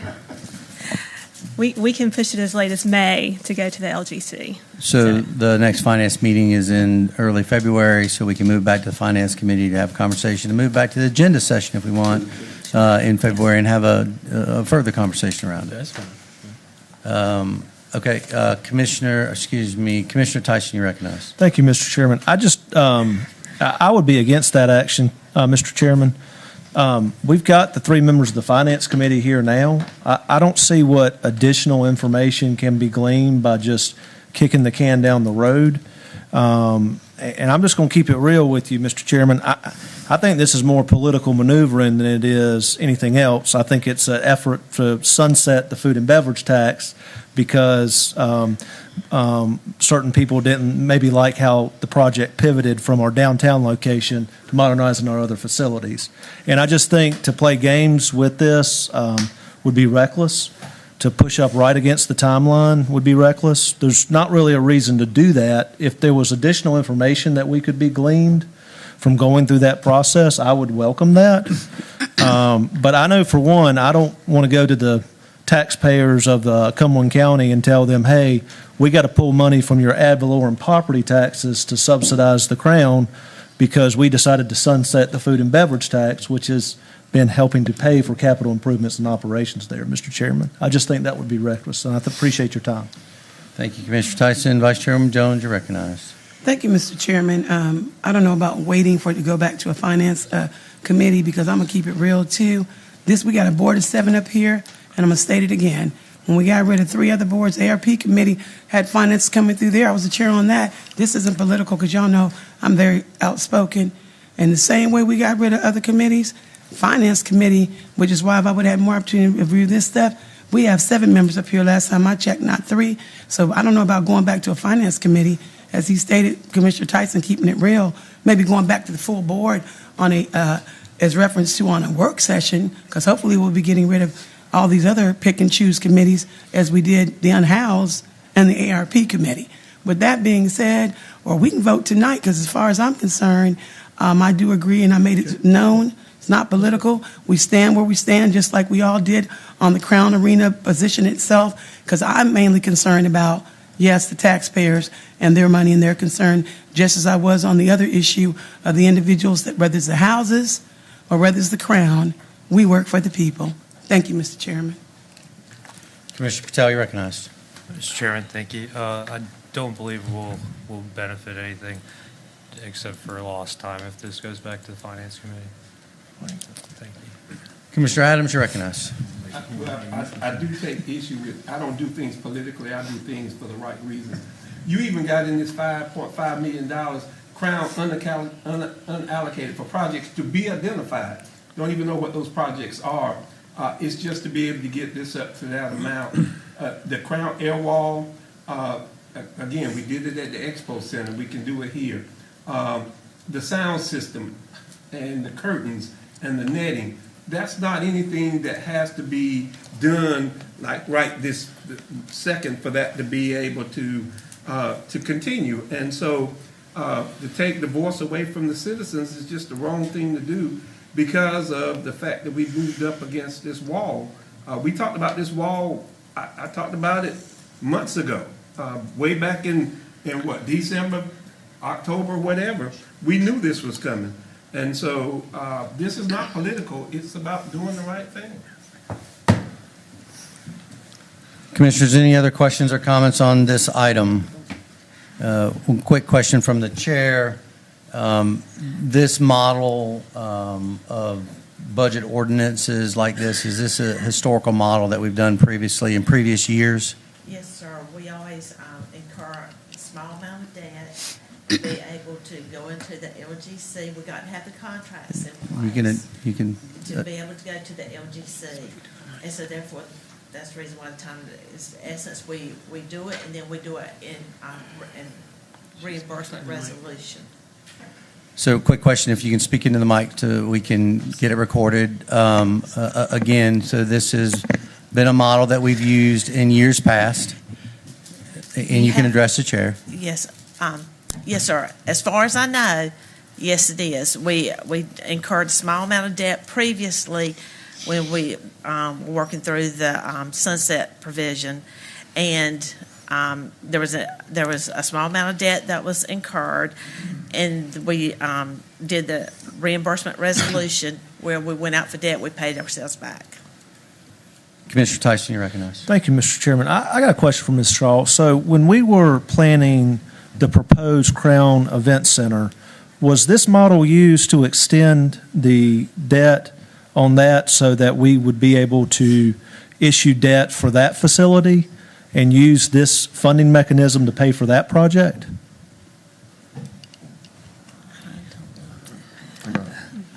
At the time when we started issuing debt, because that would have been for approximately $100 million, we had a resolution, a reimbursement resolution that was brought to the board, and I can't remember if it was early May or April, but we brought a resolution to the board. We just, when the project was stopped, that funding mechanism stopped. Clarification, Mr. Chairman. So Go ahead. I guess my question is this. We have X amount of debt remaining that this tax is applicable for. Yes, sir. When we were planning the Crown Event Center project, did we not have to take out additional debt so that we could keep this revenue source, or would it have sunsetted before we were able to issue the bonds for that project? That's my question. I'm sorry. Go ahead. Okay. I know I did a second resolution for this project when I started in 2024. But at the time, it was just to ensure that we could reimburse ourselves for the upfront costs of the Crown Center. However, we were not pushing against a deadline for the debt to expire, so it wasn't done for the purpose of preventing that debt from expiring. It was just done so we could repay ourselves. So, Mr. Chairman, if I may, so since we've built the Crown complex. We have not gone to take on additional debt since we've satisfied that original note. Is that what we're saying? For No, capital we haven't- projects, We haven't issued any additional debt. since it was built? No. I'm not. Can we clarify that? So there's been no additional debt on the Crown since it's been built? No, the original debt, the debt we have is originally extended, correct? I believe there was a small debt. that Maybe was a taken. small one, but not anything significant. It was small debt. Commissioner Tyson, anything further? I'm good, Mr. Chairman, thank you. Vice Chairman Jones, you're recognized. Thank you, Mr. Chairman. If you ladies could find that, maybe not tonight, but make sure we get that since you said it was a small amount. And because, of course, we want to keep it transparent in case those questions do come up from individuals emailing or calling us, since, the public is keeping an eye and like to be informed on situations of this project as well as others. Thank you, Mr. Chairman. Commissioners, any other questions? One additional question from the chair, County Manager Greer. What's the impact on the general fund if the food and beverage tax sunsets?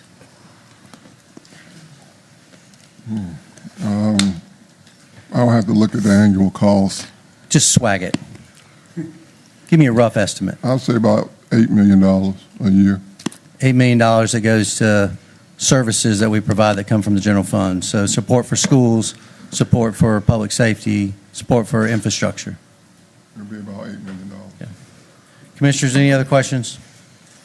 Hearing none, I'll entertain a motion. Commissioner Patel, you're recognized. Thank you, Mr. Chair. At this time, I'd like to make a motion to approve the following one: capital project budget ordinance number B260248 to establish a budget for miscellaneous capital projects needed in order to extend the useful life of current Crown facilities in an amount not to exceed $5.5 million. Two, a resolution of official intent to pursue debt financing and reimburse expenditures with proceeds of a borrowing. Second. Got a motion that's been properly seconded. Is there any discussion or comments on the motion itself, not the action? Seeing none, Commissioners, I'll ask for your vote. Madam Clerk, can you open the voting portal? Yes. The motion is to approve. It's giving us a zoning case. So Commissioners, we'll just do a roll call. Commissioners, all in favor of the motion as presented, please raise your right hand. Voting in favor, Commissioner Tyson, Chairman Deviere, Commissioner Patel, and Commissioner Faircloth. Voting in opposition, Vice Chairman Jones and Commissioner Adams. That concludes our items of business. We'll go ahead and move to item 5, nominations. There are no nominations. We'll go ahead and move to the appointments. There are no appointments for this meeting. This time, I'll go ahead and recess the Board of Commissioners meeting. I'll go ahead and convene the Grays Creek Water and Sewer District Governing Board and move to item A, approval of certificate of completion for Tri-County Subdivision Water Project. County Manager Greer. Yes, you approved this as a consent item earlier tonight. This is just a duplicate, and you have to approve it as part being the board for the Grays Creek Water, the tri-party, wait a minute, the South Point Sewer District. Commissioners, any questions or comments on this motion or on this item? Seeing none, I'll ask for a motion. Commissioner Tyson, you're recognized. Thank you, Mr. Chairman. I make a motion that we recommend that the chairman of the Board of Commissioners signs the certification completion for the South Point water system located in the Grays Creek Water and Sewer District. Second. We've got a motion to approve the chairman. We've got a motion to approve the award of certificate of completion of the Tri-County Subdivision Water Project. It's been properly seconded. Any discussion or comments on the motion? Hearing none. Commissioners, I ask for your vote. Madam Clerk, if you'll open the voting portal. Commissioners, if you'll cast your vote. You've got 30 seconds. Madam Clerk, if you'll report the votes. Unanimous. We'll go ahead and move to item B, the Chevet property contract. County Manager Greer or Attorney Moorfield, if you'll highlight the item. It'd be the approval of the property access and option to purchase agreement between the district and Omni Nam Chevet LLC, as was presented in the, as an add-on to the agenda. Commissioners, any questions on this item? Seeing none, Commissioner Tyson, I'll entertain a motion. Thank you, Mr. Chairman. I make a motion that we approve the property access and option to purchase agreement as presented dated December 29, 2025, between the Grays Creek Water and Sewer District and Chevet LLC, and that we direct the county manager to execute the agreement. Second. We've got a motion to approve the purchase agreement. It's been properly seconded. Any discussion or comments on the motion itself? Hearing none, Commissioners, I'll ask for your vote. Madam Clerk, if you open the voting portal. Oh, excuse me, it's not going to be on there. Commissioners, all in favor, raise your right hand. Unanimous. I'll go ahead and adjourn the Grays Creek Water and Sewer District Governing Board meeting. I'll reconvene the Board of Commissioners meeting. And at this time, I will entertain a motion to go into closed session. Vice Chairman Jones, you're recognized. Yes, I move that we go into closed session for attorney-client matter pursuant to NCGS 143-318.11A3. Second. Got a motion to go into closed session for attorney-client pursuant to NCGS 143-318.11A3. It's been properly seconded. Any discussion or comments on the motion? Seeing none, I'll ask for your vote. Madam Clerk, if you'll open the voting portal. It wasn't on the That's all agenda. right. Commissioners, we'll do a roll call. All in favor, raise your right hand. Unanimous. And we'll go ahead and move into closed session at this time.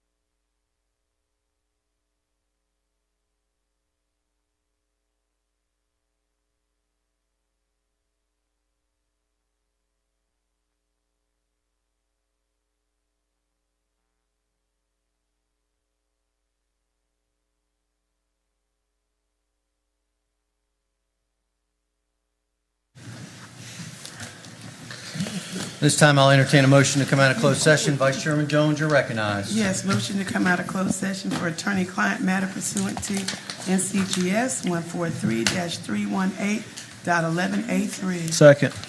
There's a motion to come out of closed session. It's been properly seconded. Any discussion or comments on the motion? Hearing none, I will ask commissioners for your vote. Madam Clerk, if you'll open the voting portal. Ooh. Commissioner, I'd ask for you to, actually, we'll just, we'll do a roll call. All in favor, raise your right hand. Unanimous. We are now in a closed session. There are no action item, there's no action to become before this board based on the closed session item. At this time, I'll entertain a motion to adjourn. So moved. Second. We got a motion to adjourn, properly seconded. Any discussion or comments on the motion? Hearing none, I'll ask for your vote. All in favor, raise your right hand. Unanimous. And we're adjourned. You can open the portal.